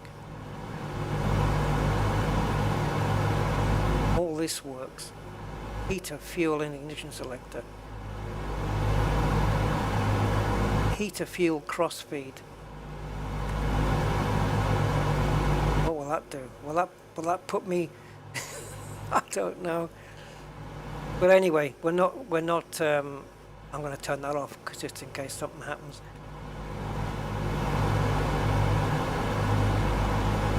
Yeah. We haven't got a display full of ice anymore on the windows, so we're okay for now. Let's just roll into this a little bit. It's a little bit pitchy on the back there. I still need to go a bit more though. And it's getting foggy again. Or we're just going into a cloud, I guess. Yeah, I've just hit 10,000 feet. I need to go down. Mind you, it says I should be at 13,550 feet by there. Yeah, is that what they're called? Bungee cords. Yeah, you wouldn't get very far with them, would you? Like if I was jumping off a bridge, it wouldn't bungee you very far. Wasn't that the knob you were turning a minute ago? Yeah, I thought it was this one. Not that one, this one. Yeah. Does it backlight them? No, I'm not seeing a difference.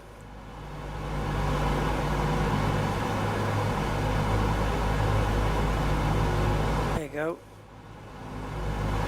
Maybe. We could just go full floodlight, couldn't we?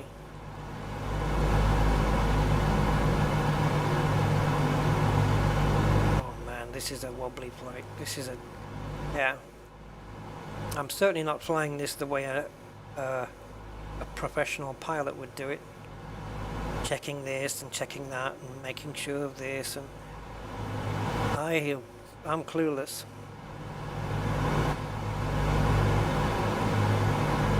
So the next one would be in range, which is when we have the airport in range, or the airstrip. The runway, let's call it the runway, wherever that's going to be. And then, yeah, we need to slow this thing down for the final descent phase. Well, let's see if we can get ourselves on this line when we hit Kedra. That looks like we're going to be okay.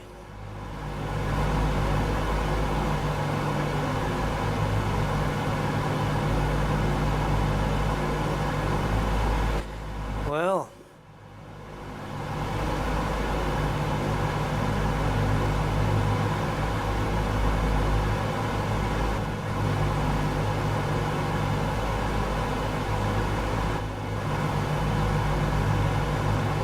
okay, I'm just going to let the plane run forward a little bit more before I turn for this, just so that I can be on this marker.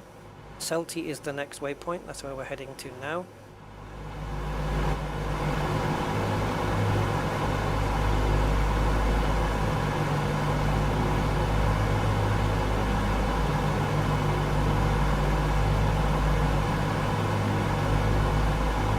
I don't know what he's going to do. I assume he's going to adjust those kind of things.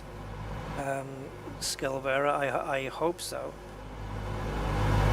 I can see a red flashing light.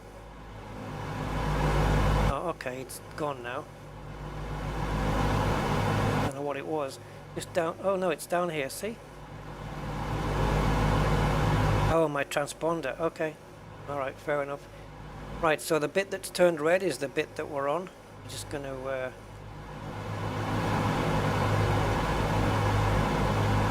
again, I just want to keep,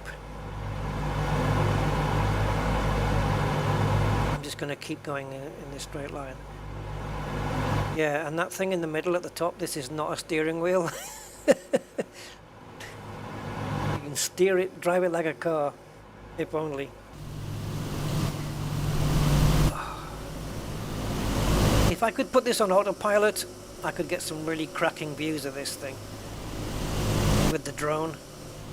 But I mean, just look at this. Ugh. What is not to like about this plane? And talk about instrument loaded. Oh my god. The only plane I've seen, well, I'm sure there's many of them, but the only plane I've seen that beats this on instruments by a mile is Concorde. Concorde's just got zillions of them.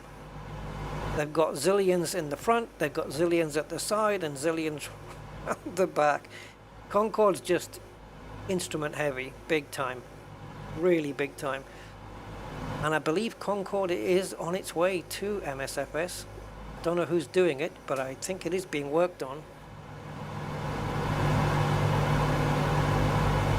Oh, yeah, you can get the instrument overlay off, but you've got to do it within the menus. You've got to jump out to the, escape to the menu, and then you can do it there. I can't show you right now, obviously, because I don't want to crash. But yeah, if I remember, I'll show you at the end of the flight once I've crashed on the runway. There's a chance of me bringing this thing down in one piece. Hey, Jeffrey.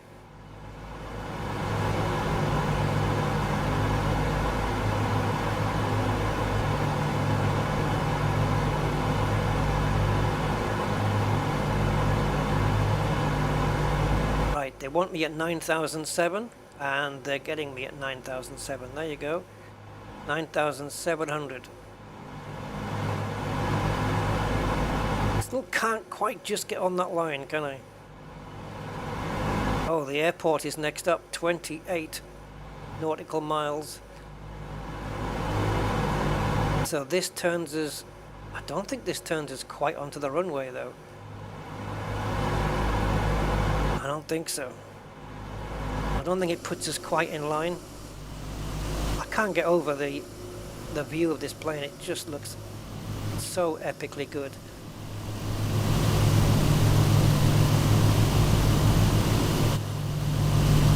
Four propeller engines with 2,500 horsepower each. Each 10,000 horsepower at maximum output. Crikey. Mind you, you could put that into some sort of perspective if you think about the space shuttle's engines, each one of those being 3 million horsepower. So yeah, a little bit of perspective there.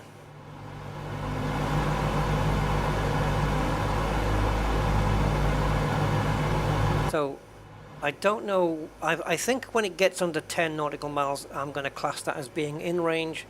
James Dean, hi James Dean, good afternoon or good evening to you. Yes, evening for us here, early evening.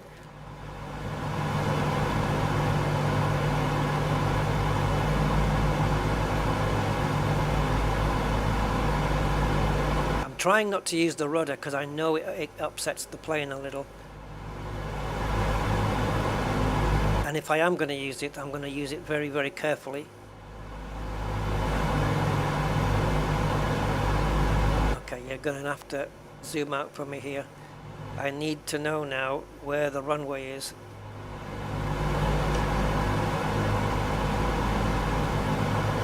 What are we, straight in? Okay. Well, if that's the case, I'm all for it. Bring it to me.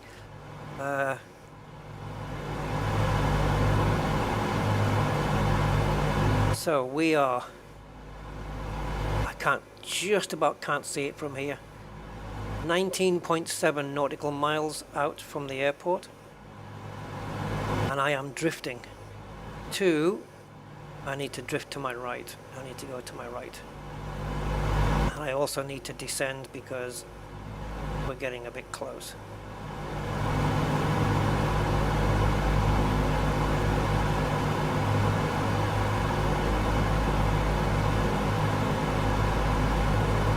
Yes, we are in Mother Russia.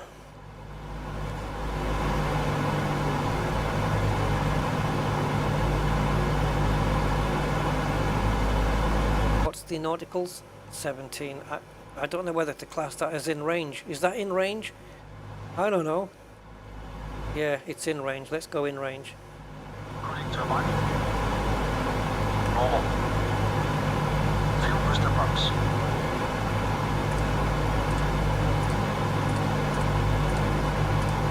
On low. Fuel tank selectors. Mains on, crossfeed off. Are you going to give me my throttles back? I've got no throttle, guys. He's in control of the damn thing. I'm going to have to trust him on this.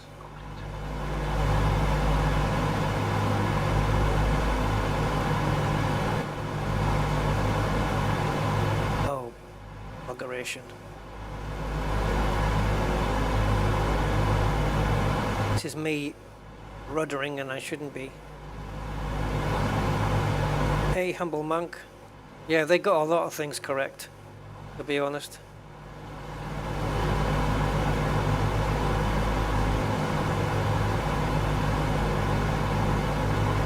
This plane is incredible. And I know they managed to get access to a proper DC-6.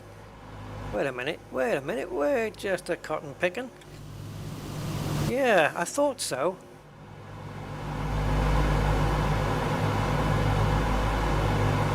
Flaps 20. Setting flaps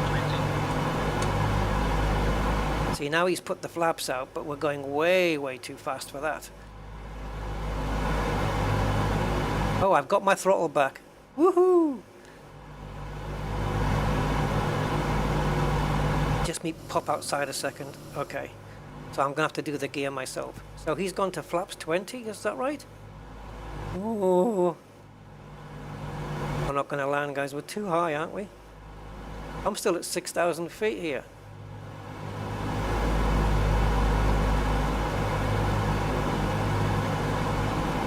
Amacon Center, Rusty Romeo 66 is passing 6,000 feet, climbing 8,500. I'm going to have to throttle right back here, guys. We're coming in too fast, too high.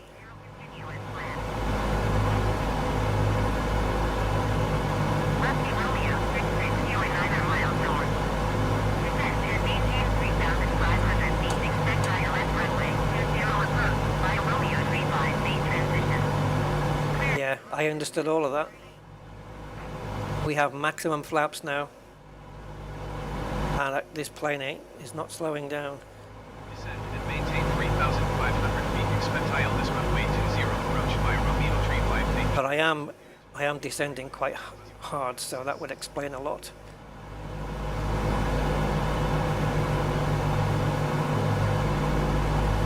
I'm guessing that's the runway. I don't know which way it's going. I think it's going according to that brown shape. Yeah.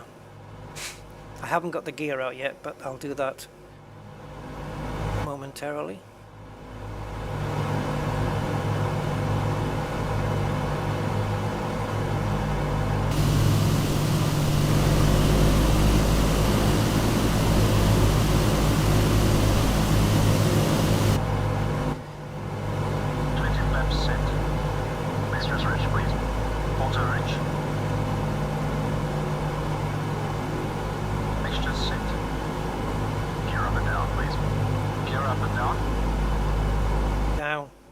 Gears down, gears down. Props. 2,500 RPM. You are 1,800 feet below your assigned altitude. Climb and maintain 3,500 feet altimeter. Oh god. Cal flaps set. 89. 89 off. I don't know what you're doing, mate, but don't press anything that's going to slow me down anymore. Speed good. Extend flights. At least the frame rate's held out.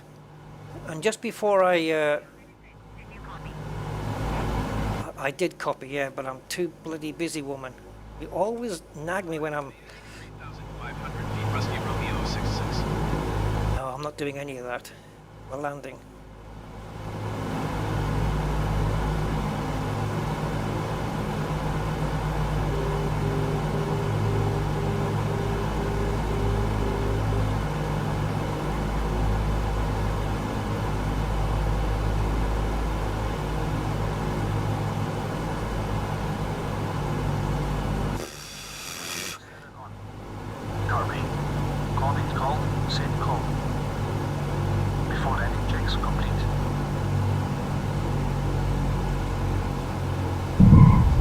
Oh.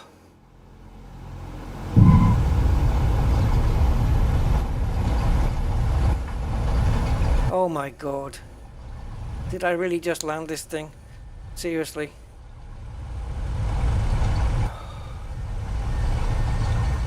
You can hear the brake squealing as well. You hear that? Oh. I don't know whether we had a crosswind or whether I just couldn't get the thing lined up properly. Oh my goodness.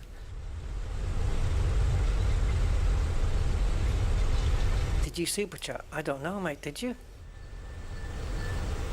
Yeah, looks like you did. Cheers, matey. I think it's up on the... yeah, it's at the top of the screen. Oh, unless that was from last time, right? That could be from last time. It just says that was the last person who super chatted. Yeah. Yeah, thanks for that one that you did last time. Oh my god. That was scary. Right, so now after landing checks. He starts just altering and clicking all sorts of buttons. Look at all the instruments shaking. Because I'm at that resonance RPM. After landing checks complete. Okay, he's completed that, so now parking. I don't know where to get off to park this thing.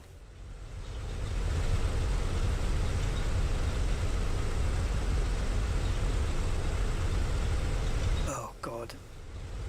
It doesn't look like there is anywhere. Indeed, there are not.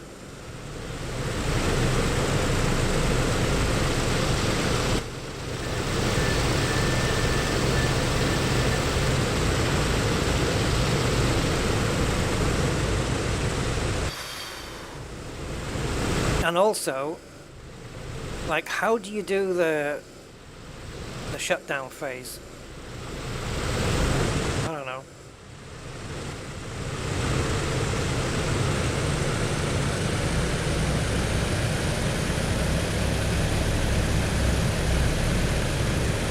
Well, I have quite a bit to learn about this. I love that because the virtual co-pilot is there, that he puts all the correct lights on for you and everything.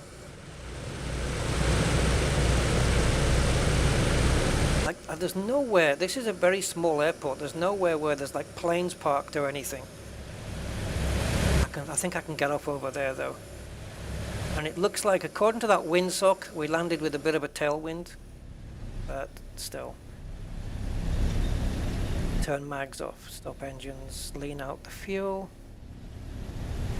No, that just shows the last person that did it, Steve, don't worry.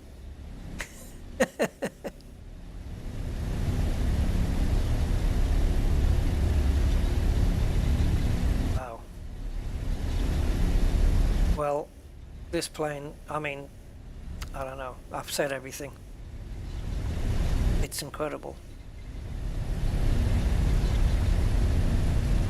The model, the flight model, the actual 3D model, the sounds. Can you hear the jingling? Look, because the propellers are, look at the compass, the instrument's shaking. When the propellers hit that specific rev point, which I think is, I don't know what it is it like 2,500 revs? It really shakes the instrument panel and all the needles. Absolutely amazing. Attention to detail.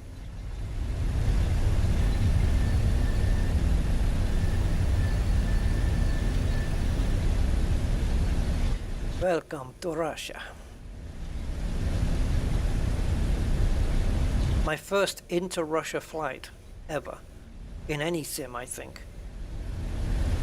And I could have chosen, you know, Moscow or something like that, but no. I wanted a little place out in the wilderness to take off from, and another place out in the wilderness to land at. By God, I sure got it. But we passed over some decent scenery with some nice lighting. The weather was a bit cold up there, cloudy, but all in all, this was fantastic. The only downer for me was not getting the damn plane started properly. And I have no idea where to stop, so I'm going to plonk it here.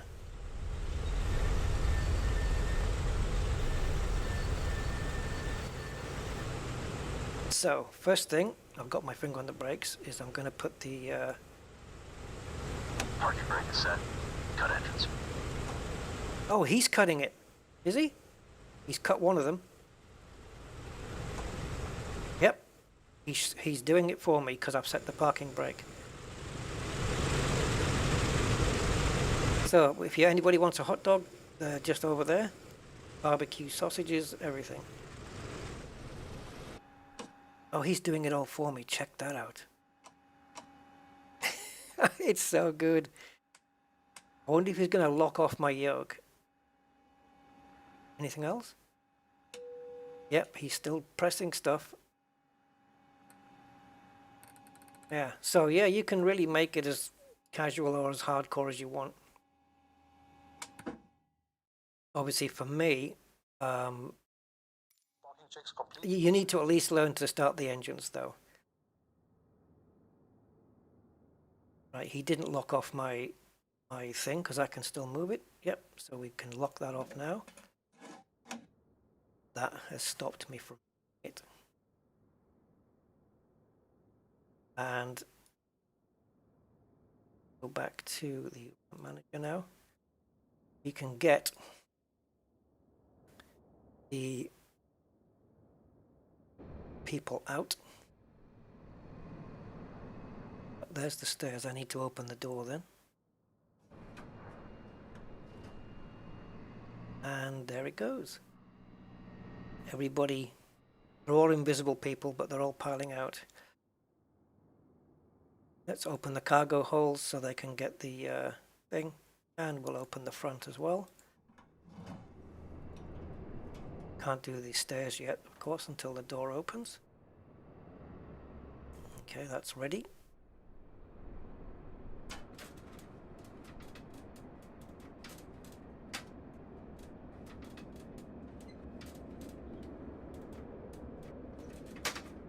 And finally, mechanics can come. Put the wheel chocks on, pitot covers on, oil pans, mechanic stands, ground unit. And we won't do the tow bar. Checking the engines over to see how much I overstressed them. How much I ruined engine 2 trying to start it.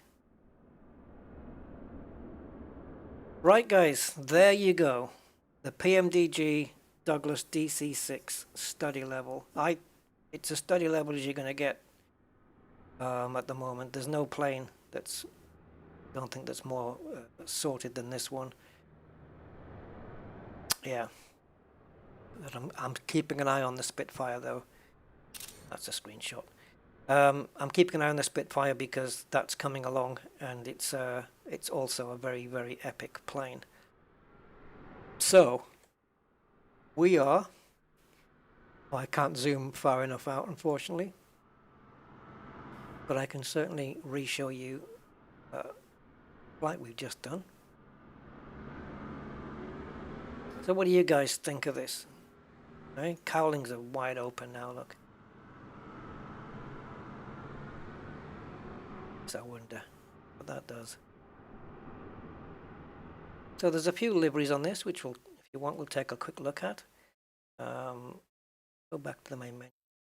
That for me was incredible. An incredible flight. I am so desperate to learn those engines now. Get them started. I really want to be a lot more competent with this plane. So yeah, so we took off from Krasnoyarsk, which is a place we all know, and we've landed at Abakan, which is That's where we were. There. This was our fuel range based on 50% fuel. I wonder if I altered the amount of fuel in the plane. We could have flown from Russia to Madrid. I love that it's got a really long range. 4,000 nautical miles is pretty extensive. If we jump in, it takes a little while. If we go to weights and balances and take the fuel up to, go 90% fuel. No, let's go all the way, whatever. And now you'll see the fuel range. Wow, it would get us to Madrid.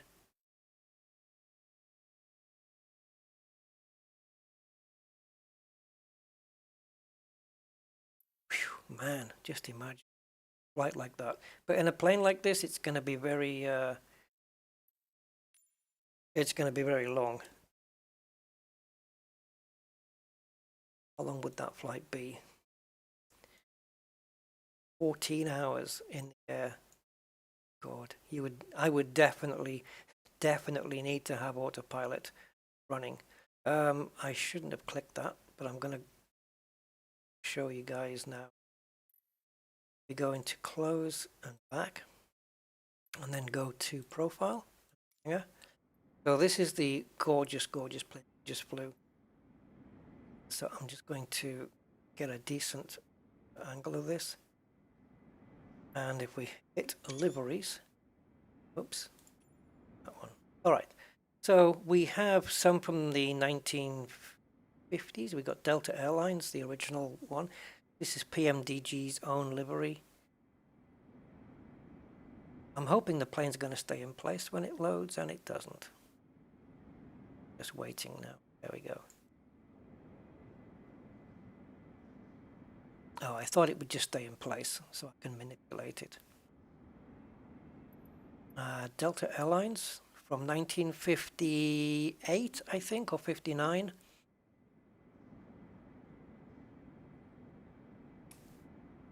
Real time? No chance, Eddie. No, I'd have to speed up the sim at some point, I think. Yeah, I don't know if I could do it in real time. That would be, yeah, that would be crazy. This is a very recent livery, apparently, the Empress of Suva. This needs to be sorted out. I know this is just waiting for the livery to get sorted, but like things like this.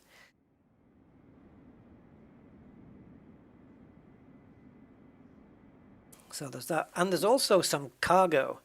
We've got SAS, Scandinavian there, Sabina Airlines, Pan American. Pan Am, I think, is one of the old liveries. Obviously, the Flying Bulls, I think that's... Oh, I didn't know that was in here. Oh, okay. I've seen this on a lot of real-world plane photos. This is the Red Bull, Flying Bulls livery. Didn't even know that was there. United Airlines. However, back on the... Let's go back to here. We can pick our aircraft. And if we change from the Douglas DC-6B to the Douglas DC-6A, does anyone know what the differences are between those two? So here's the A, which we'll get there eventually. I've clicked it. No. And the liveries we have freight, cargo. I'm assuming the windows are still obviously going to be there. So yeah, American Airlines Air Freight, Air Atlantique, Ebbets Air Fuel, which looks like a decent livery, and Northern Air Cargo. I like the look of this one, I have to say. I've picked it. There we go. Now if I go back, it's a little bit laggy, but okay. Profile, hangar. Should show my plane there. There we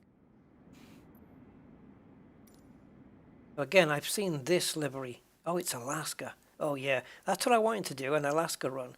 Get it up in the snow. Because this plane has been all through there. I think they used to use this plane, Alaska, a lot. From what I've heard anyway. The Aviator. Is that from the movie? I don't know. Yeah.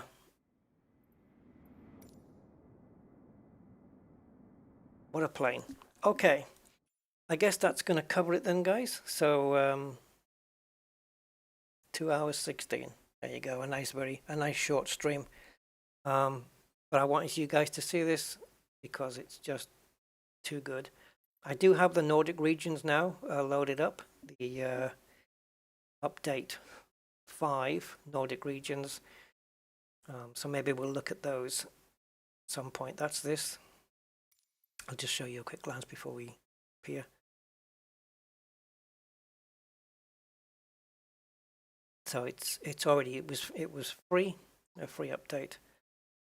There's no new photogrammetry airports on this one, but some of the visual changes between before and after, you know, this update is quite substantial, I think. Look at that shot. I mean, the water looks incredible. That'd be a nice place to live. What, guys, what is this? It looks like the just like some, I don't know. Is it a ski? Is it a ski thing? I don't know. A downhill ski thing? And you're down here and then whoosh. I don't know. It's, yeah. I don't know what that is.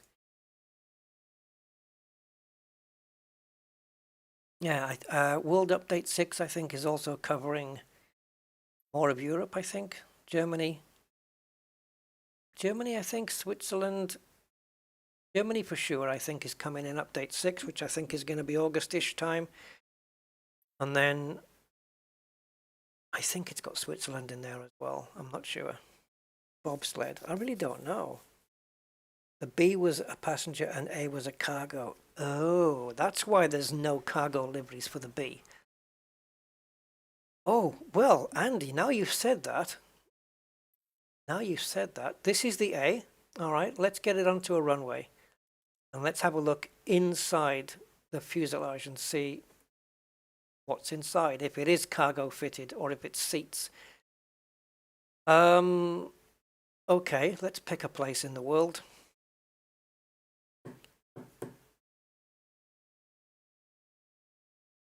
Cairo. I don't know, just because. Cairo, somewhere in the daytime. It doesn't have to be on the runway. So we can do a medium gate. And we're not flying to Barajas. Definitely not. Not doing that journey. Not even from Cairo. No. Right. Let's have a look. Nebula are hotspots for core hunting. Core hunting? Hunting for cores. Thank you, Steve. Glad you liked it. Yeah, I love it. I mean, if you have flight sim, oh man, get this plane. Honestly, it's fantastic. It's a bit of a challenge for me to learn it all, but there's a lot about the flight sim, you know, about being a pilot that I do not know about. You know, I'm pretty much on a basic level. I'm not basic, but I know a bit more than basic, you know. I need to learn VOR flight. I need to know all about that, what it, but I need it in layman's terms. I need a video that shows me and explains, rather than, because the last time I looked at it, I had to go to a video that had nothing to do with flight simulation or anything, but it was real world. And it was just a guy with a whiteboard talking about VOR and frequencies and stuff like that. And I had to try and kind of absorb that and apply it to the flight simulator. Well, I'd rather just have somebody who's a pilot in flight simulator, a real world pilot that's in flight simulator and can talk to me about VOR. Right, can we spot our plane? I think, what are we doing on the runway? I said parking ramp, that looks awesome. I mean, it wasn't supposed to be on the runway. Alright, let's get the drone out. Let's take a look inside the plane and hope nobody wants to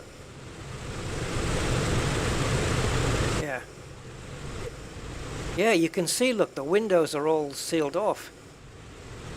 Indeedy. It might not let me open the door while the engines are on, so no chance of that. It is indeed cargo. Whoa.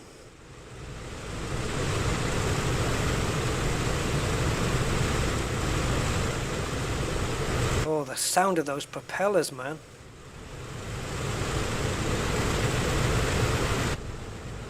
It's a different sound when I'm in front of the propellers and when I walk behind them. That's amazing.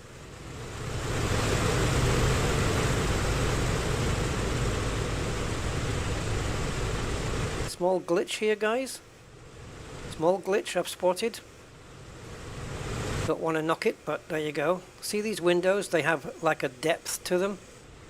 Those, the black around, the blacks around. Now these two windows at the back, they look very 2D. Just a small item there.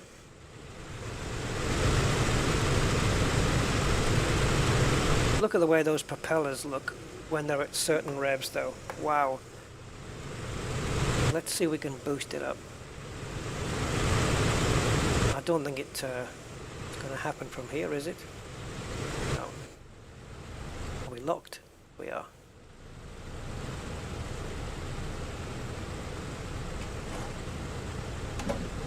Yeah, I'm gonna...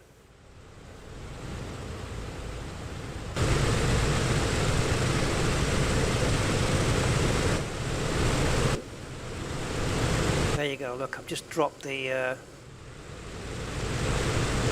revs. Even in 3D there you make out the side shot, and the cowlings are all shaking. Now let's put on some throttle.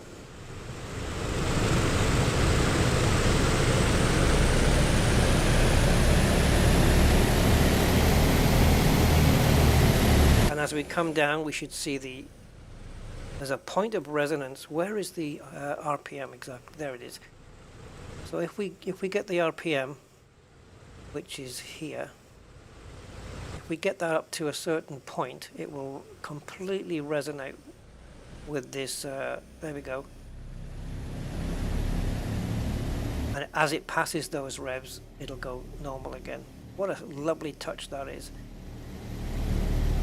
See if we can bring the throttle down just to that point where we're shaking the aircraft to pieces, making all the screws come loose.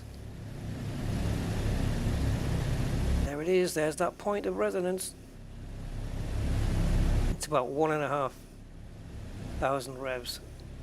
Everything's just shaking, even the yoke. And then as we push,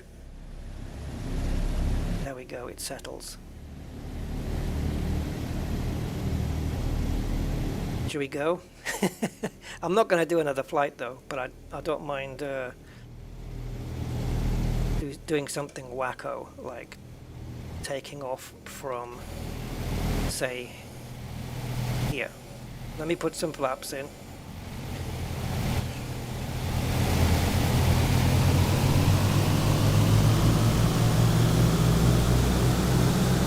That is full power now.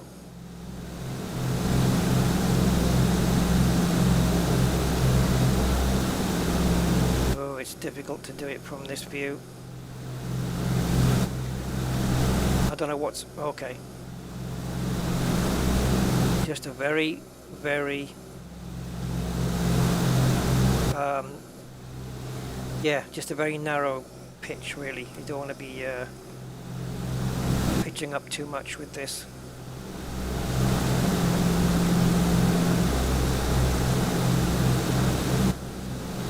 Not until we get some serious speed up.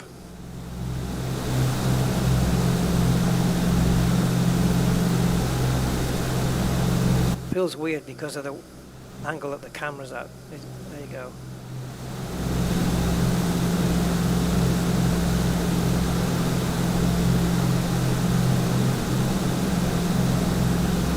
Now, should we stall it? No. Let's do the rudder. See just how powerful this thing is. Oh God. Leaving my airspace, frequency change approved. Yeah, see, I told you. But it recovers nicely and smoothly.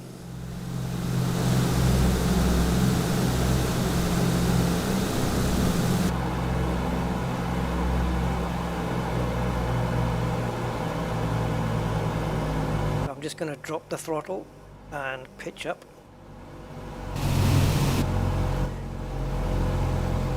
The speed is now bleeding off.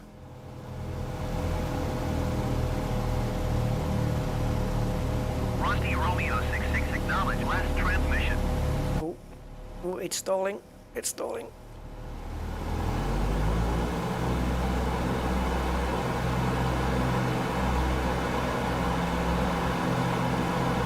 Yep, it recovers pretty well. Although I did have it closer to the ground than I actually wanted. And now, there we go. Pyramids are close by, aren't they? Oh yeah, engine reverse, damn. Romeo 66, please acknowledge. Yeah, engine reverse, I should have showed you that. Yeah, you can put the propellers in full reverse as well. Just, you flip this thing down. It won't do it right now.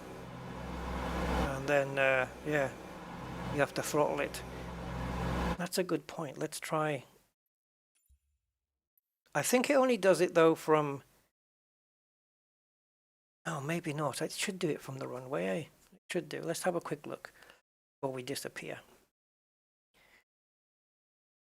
It's not monitoring the time, is it?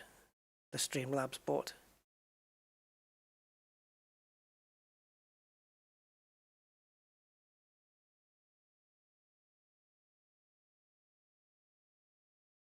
The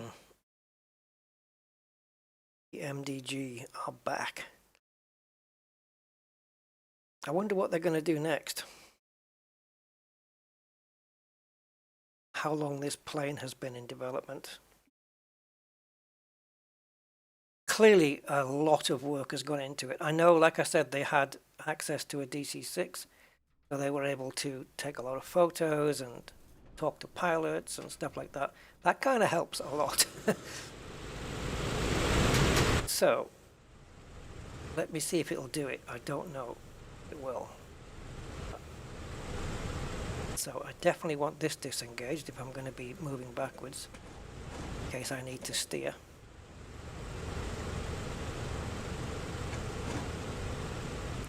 Right, so throttle. No. Oh, okay.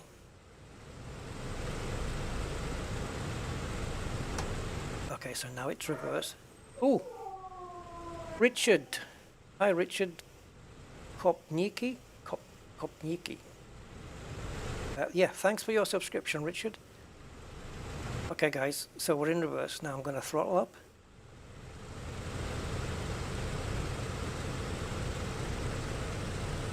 Oh.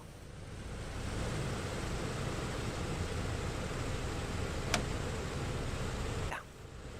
Take the brakes off. And we are indeed backwardsing. How about that? Not even an Airbus does this. So you don't have to get pushback on a runway because it can do it itself. Now I don't want to just smack the brakes on because I don't want to hit the tail on the floor. I'm going to be very careful, try and let the plane come to a stop itself. Woo! There we go. go. There, I'm glad I got to show you that. And now that we've stopped, it's back normal again. It clicks itself back up. So, should be able to just go. Brilliant, isn't it?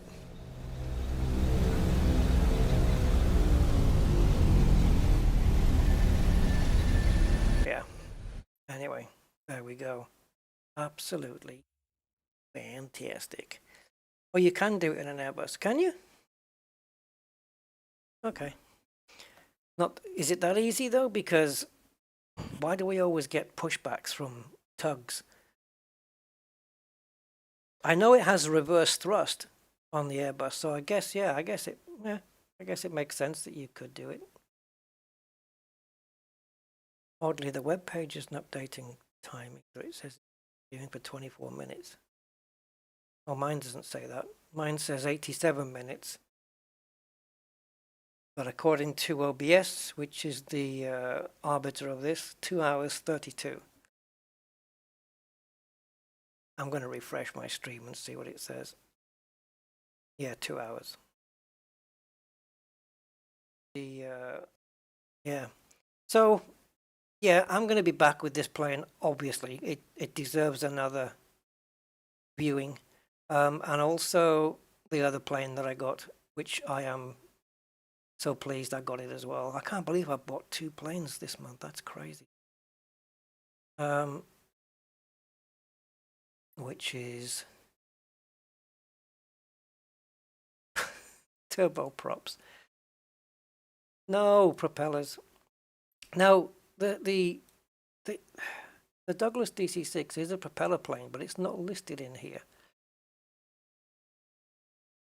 This one, the Just Flight Arrow 3, the Turbo Arrow 3 and the Turbo Arrow 4. These are fantastic planes as well, and these are my recent acquisitions, and I love them. Yeah, so I'll be featuring this one again at some point.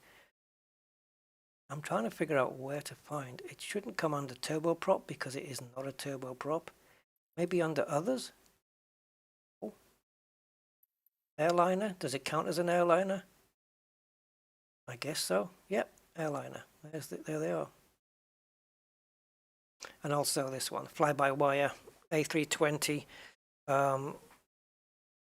It's getting there. It's getting towards study level. This thing. They're pushing this fly-by-wire. I can't wait for the next update. They're doing a fantastic job with this. If only we had a decent Boeing 737. But I do want to also learn the Dreamliner as well, because that's a whole, oh man, that thing. But it's great. So look, range 3,500. That's not far away from the Airbus. And to think this Douglas DC-6 can fly further than the Boeing 787 Dreamliner and the Airbus. It's got more range and more endurance. Although it hasn't got the speed or the altitude. Yeah.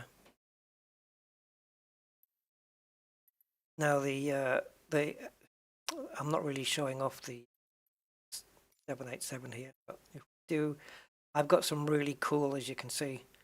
These are 8K textures, guys. Talking of which, you should check out what I have for the Airbus. I downloaded a load of textures for this, liveries, and they're all in 8K. The problem is they really eat into your frame rates, but some of these are just absolutely gorgeous. This is one of them, Allegiant. If we can get into liveries, I'll show you. In fact, it hasn't even picked the right plane yet. Here we go, liveries. So this is livery specific for the fly-by-wire plane, not the Microsoft Flight Sim version. So we got the Delta, normal, Delta dirty, American Airlines, JetBlue, Alaska, American Airlines dirty. So yeah, just to have dirt and wear and tear on the thing. Alaska again, Pegasus, Norwegian. So if ever I'm taking off from any of these places, like anywhere that's close to any of these, like Norway, Denmark, I'll probably pick this plane, or this livery, I mean. Qantas, Eurowings, Air Canada. This is the one without the, what is it, the badger, the beaver, the panda. Yeah, it's got the panda eyes like this one. This one has the panda eyes. Don't know whether one of these is older than the other one. Edelweiss, so I'm guessing Switzerland, Austria, something like that, I guess. Turkish Airlines, they're a delight to fly. Sorry. Swiss, got a few of these. Signs of use as well, so some dirt and stuff. Dirty one and chrome. What that is that the cross on the back of the tail there is in chrome. That's the difference on that one. What plane is the high wing airliner? You mean that little one? The A5? No, DC-6 is not a turboprop. No, I know. That's what I said. That's what I was trying to find it. It wasn't in the propeller. And it couldn't be in the turboprop because it isn't one. Yeah. So we've got two more Turkish. This one is a dirty one. Then we've got Wizz Air. I can't remember where that flies out of now. I did look it up. Hungary, I think. Not sure. Aer Lingus, obviously Ireland, Irish.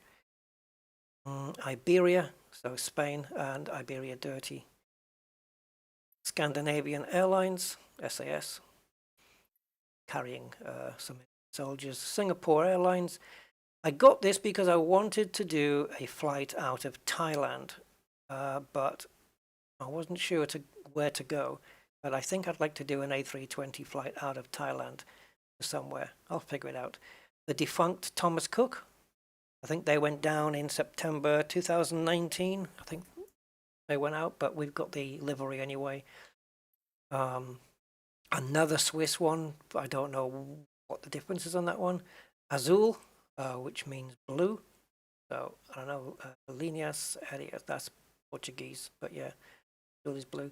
British Airways, this is from a different author, but again, it's 8K. I mean, you can pretty much see the quality. It's unreal. Cathay Pacific. Very good airline, apparently, at Cathay Pacific, right? They've always got amazing... They treat you really well and stuff. American Airlines, Air Canada. I got... oh, it's Columbia. Another Aer Lingus specific one. Rugby. Aero. France. AirAsia. Sounds like Eurasia. Air Canada Rouge. Caraibes. I don't know whether. What is that? Venezuela? Ecuador? I have no idea. Air France. Another Air France Sky Team. Air India. Serbia. Uruguay. So, and the Allegiant one. Alpha Tauri. Yep, like the Formula One team. ANA. Andalou, I don't know. I've just got loads of really good, high quality liveries. Look at this one. Icelandair Aurora Borealis. Austrian 8K. I mean, the detail on these is absolutely tremendous. Another Azul Rosa. So, yeah, blue pink. Yeah, blue pink. Work it out. I don't know. Air Zimbabwe. Another older looking British Airways, or at least not one that's 8K or anything. I'm not going to go through all these because a lot of these liveries are just old ones. Frontier, saying nothing. If we pick, let's pick, can't do a search on livery. Let's get the Air Canada one. If we depart from Gatwick.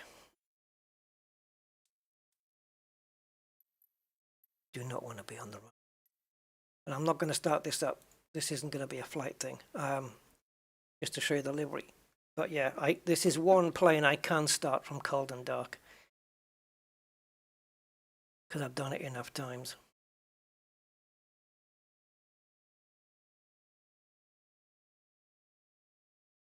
Here we go. Yeah, I think the plane you're talking about. Oh, and also I've got to show you that thing, haven't I? How to turn off the hood in external mode. I'll show you that right now. Yeah, the high wing airliner. Have I got a? Do I have a high wing airliner? Oh yeah, that one. Oh, I know the one you mean. I've no idea. I downloaded it from somewhere, but I can't remember which one it was. We can take a look at that before we end. Yeah, definitely.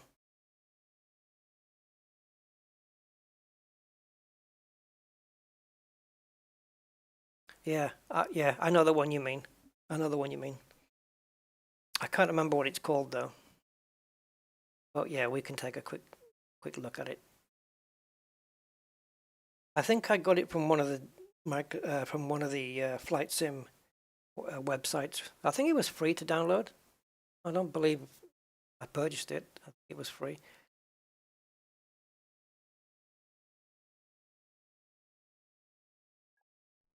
All right. Takes a while for the graphics to load up, eh? Okay, we are cold and dark. So let's take the old drone. It's obviously better. If we just whiz around the side, you'll get to see the clarity of some of these, even up close. Just starts to pixelize at this level. But yeah, they're all 8K.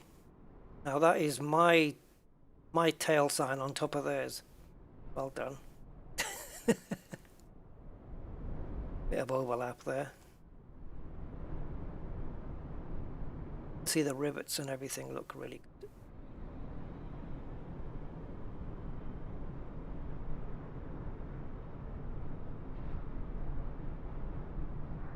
See? Really good quality. It's got the panda eyes. These are all done by the same author. I get them from flightsim.to, and the guy's name, I'm going to butcher it, but it's like Seleki Kuik or something, Seleka Kuik, I don't know.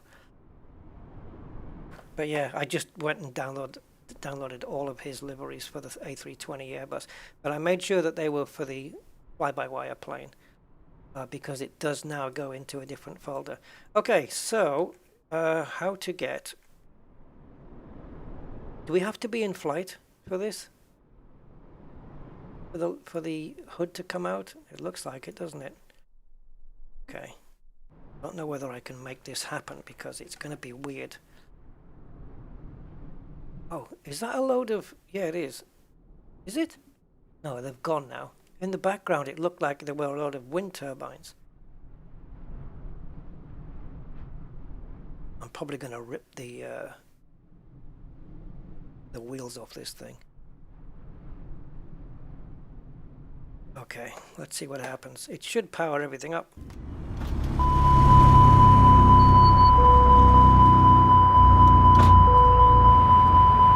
Yeah.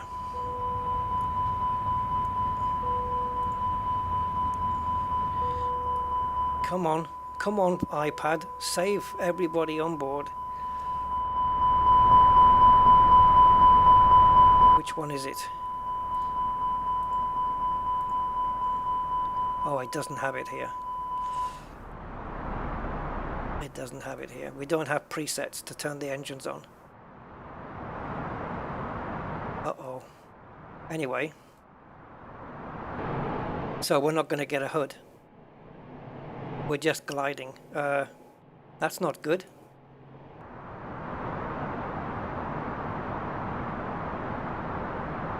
Oh, God. I'll never be able to start this thing up. I don't have...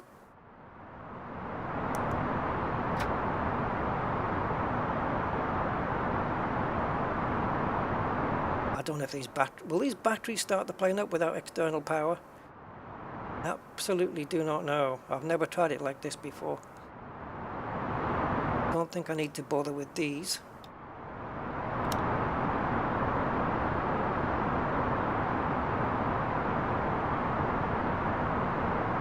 Lord. This wasn't a good idea, was it?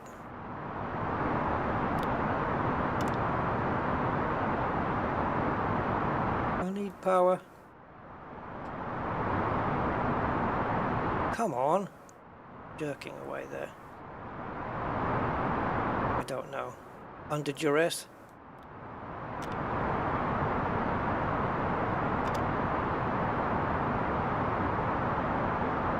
I don't know if I can start this up. No, I don't think so.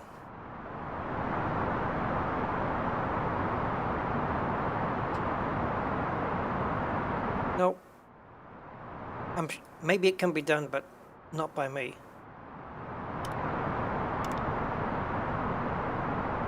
I've got no avionics either, unless I've got to turn them up. Oh, you bugger.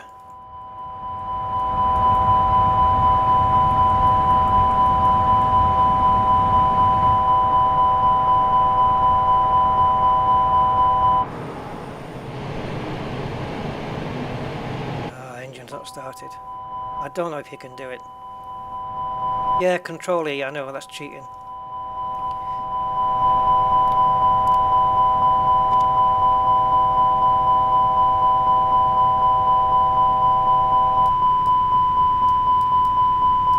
I'm gonna have to, just to get rid of that stupid noise.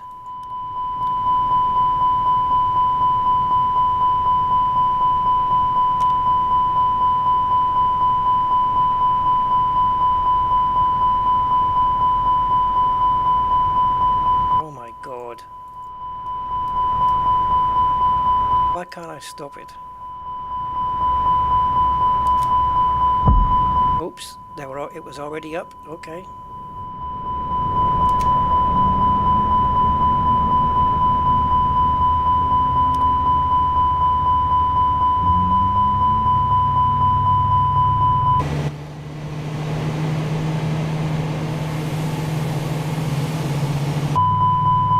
I have no idea if this is running or not.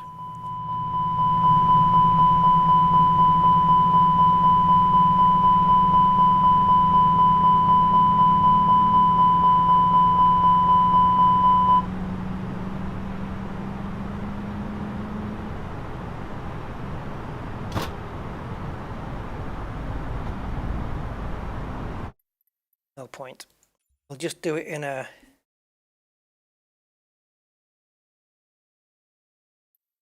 We'll just do it in a small plane that's ready for takeoff, and I'll show you how to do this.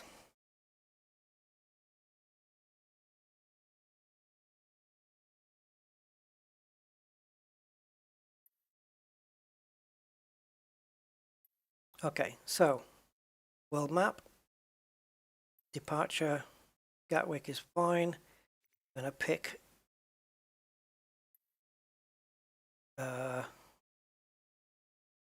Turbo Arrow 3 because it's nice, and we're going to be on the runway straight away, so no starting. I'm going to take off and do it that way. Parking brake. Should that really matter when you're in the air and the wheels are up? Yeah, I don't know. I just know it's very annoying, and even pressing the master switch, it wouldn't cancel the damn thing. It's like the plane's telling you, no, you have to hear this. I've got a glider in this game as well. I do have a glider. And it works fully. You know, you can have a plane tow you up in the air. An AI plane will tow you up.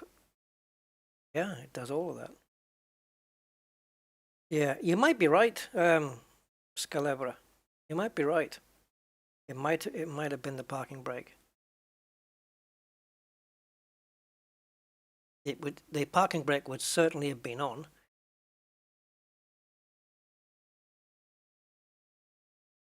What's that, Andy? Oh yeah, if you don't earn credits, no, this is a flight simulator, nothing like that. But if you get something like On Air, which you have to pay for, but there's also FS Economy as well. You can run your own company where you're hauling around passengers or cargo, that kind of thing. Straight out departure at runway 08 right. Okay, some very nice time of day here. Some very nice sunsets going on. Another. Look at this thing shaking. Another fantastic plane. Wow, man! Red sky at night or what? Seriously? Jeez. I'll bet it doesn't look like this at Gatwick right now. There's another plane coming in here. AI traffic though, I don't have it set on normal. Alright, so let's get this thing up. I'm assuming all I've got to do is take off the park brake. The handbrake here is, is the flaps. So I have trouble manipulating this though, because I don't know which way to, or maybe I can do it with a mouse wheel. That's too much. Flaps 10 should be enough, I think. Runway's certainly long enough. Alright, this plane, I love it. It's, yeah, enough said. It's just fantastic. Alright, let's crank up the power.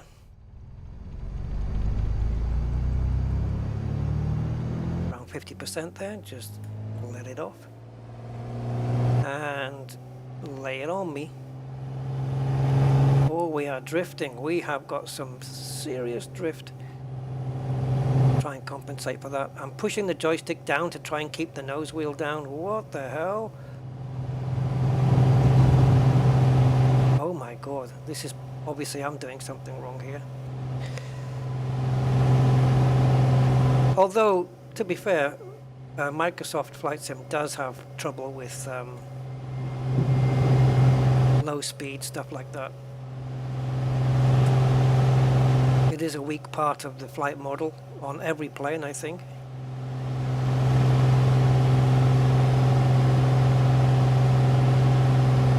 Now I know what this is.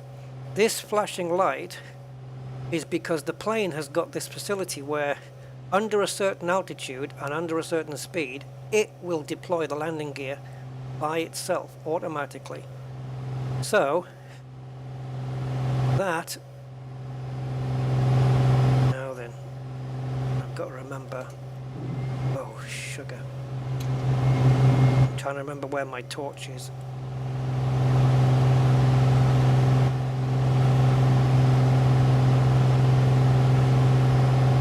So that is a lever that is down between the seats, and if I try and go for it, I'm going to end up crashing the damn plane. So it's this thing, which if I can set it, there we go. Okay, it's not flashing anymore. When I did this in the stream, I said I needed to find out what that was, and that's what it is. That the plane will actually put the landing gear down for you at the appropriate time.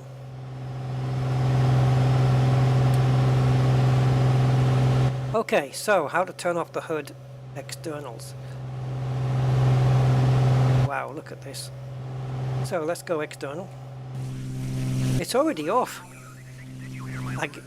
I guess I've got to turn it on then. Gatwick Tower, Rusty Romeo 66 frequency change. So I probably did have it set before then. I don't think they're going to leave me alone. Right, I'm going to pause. Now, bear in mind, pause, all it does is it stops your plane. That's it. It doesn't stop the sun going down. It doesn't stop your fuel going down. It just stops the plane. So I'm still using fuel. Okay, so we need to pop out here and go to, I think, assistance options. I might get this wrong, but I will tell you.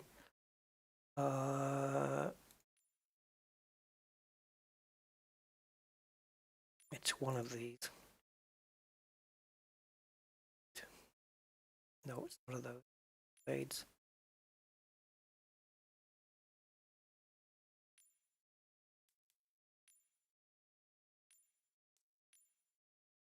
I'll have to find it. I don't think it's...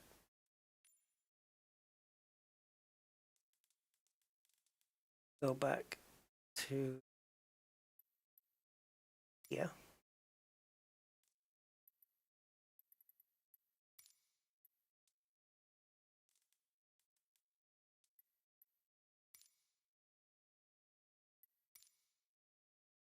Yeah, it's one of these. I used to know where it was.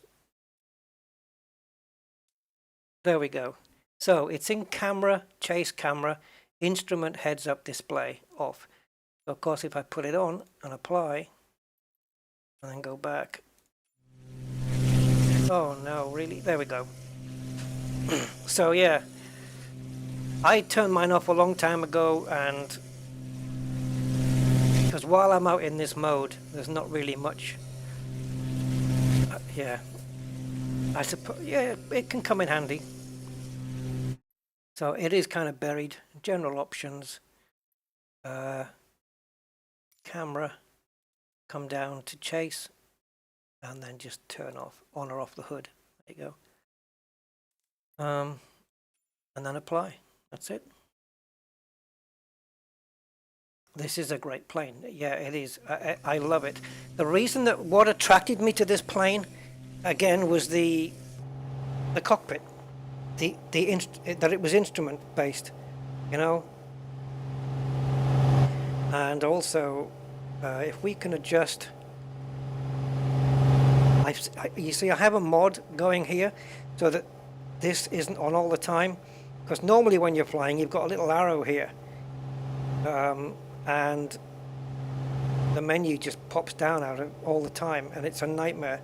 So I have a mod that turns that off, and it only comes in when I hover in the middle of the screen at the top. So I just want to adjust the times. I want to bring the sun up a little bit, something where it's going to be in my face. Okay, let's unpause. Isn't that gorgeous? Right, now let's turn this down. I actually have to drag it down, and you'll see quite the difference.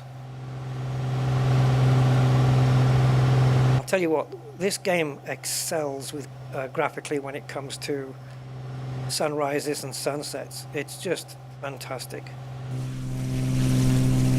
I mean, picture says 1,000 words, right?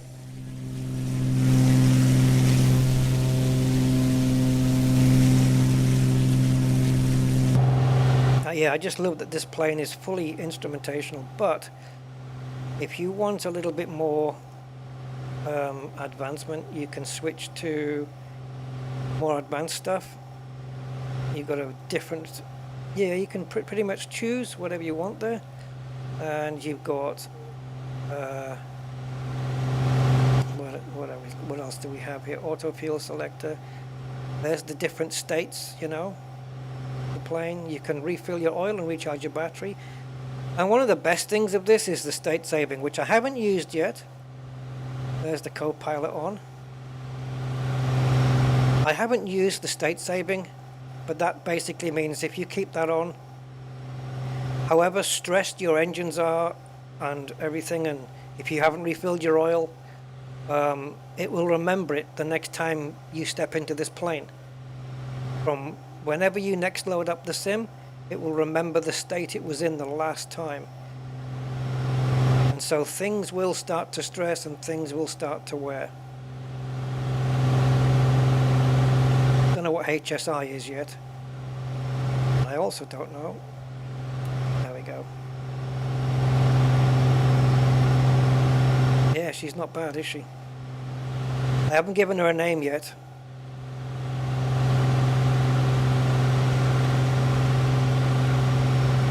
Is it some kind of guideline or rules that they have to wear the hair up, or is it just that that's her personal choice? It's a small plane, this. It's kind of a family plane. Taking the family for a day out if you happen to be a pilot. This is a great plane for that. Ooh, let's see if we can land over there, guys. Just spotted a runway. Should we go for it? I didn't plan to do this. I wanted to be shutting the stream off and having a bite to eat.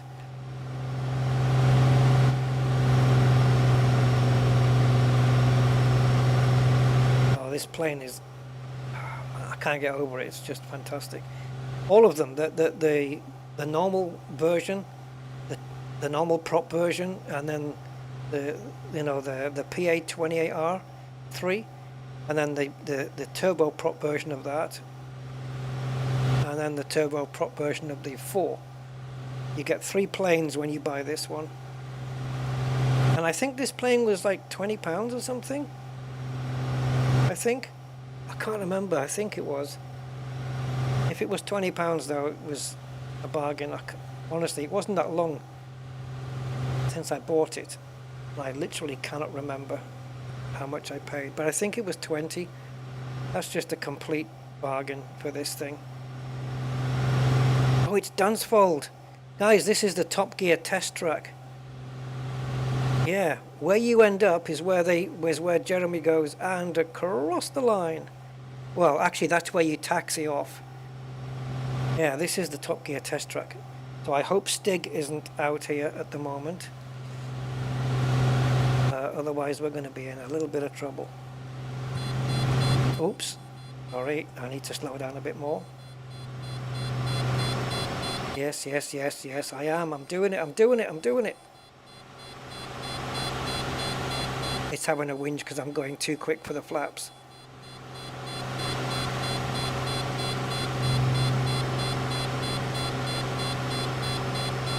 I really can't get this thing slowed down. Oh, well, that's what it was having a whinge at, because my gear wasn't out for the flaps.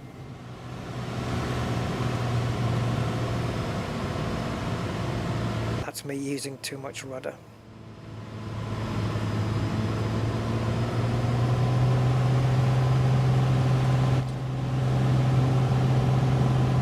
Well, let's see if Jeremy, Richard and James are here.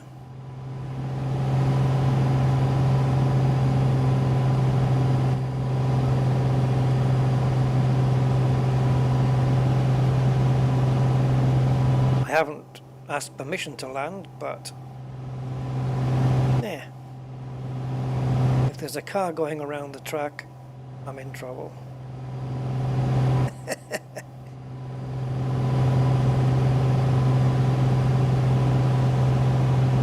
A YouTube guy in a reasonably priced plane. Here we go. I should have my replay on, shouldn't I, so we can see the replay of the landing from the outside, from like a TV camera kind of view.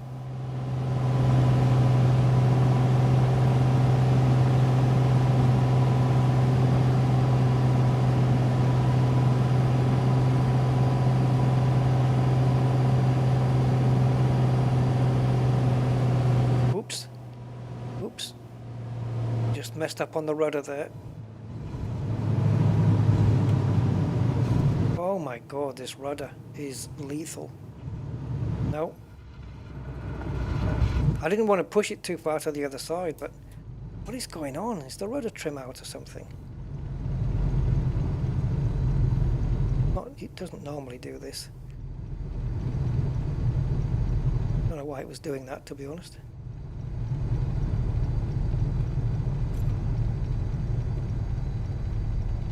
So let's see if we can see the bit where Jeremy says, and across the line. Okay, you shouldn't be... I don't know why it's still moving. I have just put the... Oh, I know why. There we go. Plane controls don't work in drone mode. Can we get back inside? Do that?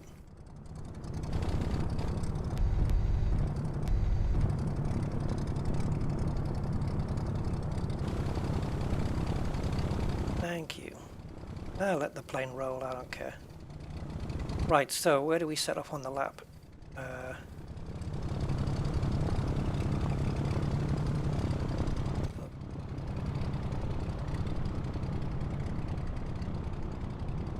There is actually a start-finish line as well that they mark. Not looking familiar.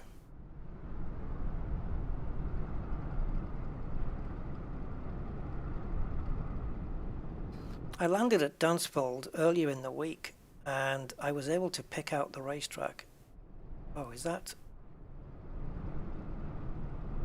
Yeah, there we go. There it is. There it is. So this is the two final corners, and then that's where the car sets off on its lap. And then it goes along here. And then it turns up. And then down there to the end of the runway, back along, back up this bit, down there, into that narrow road there on the right, that one, and then across the line.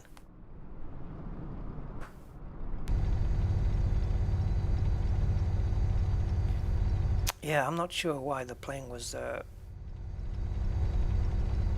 all out with it, but it looks like this.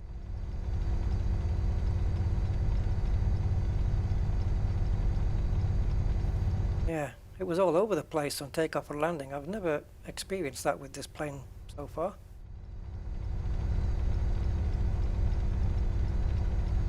Fair enough. Okay, that will definitely do it then.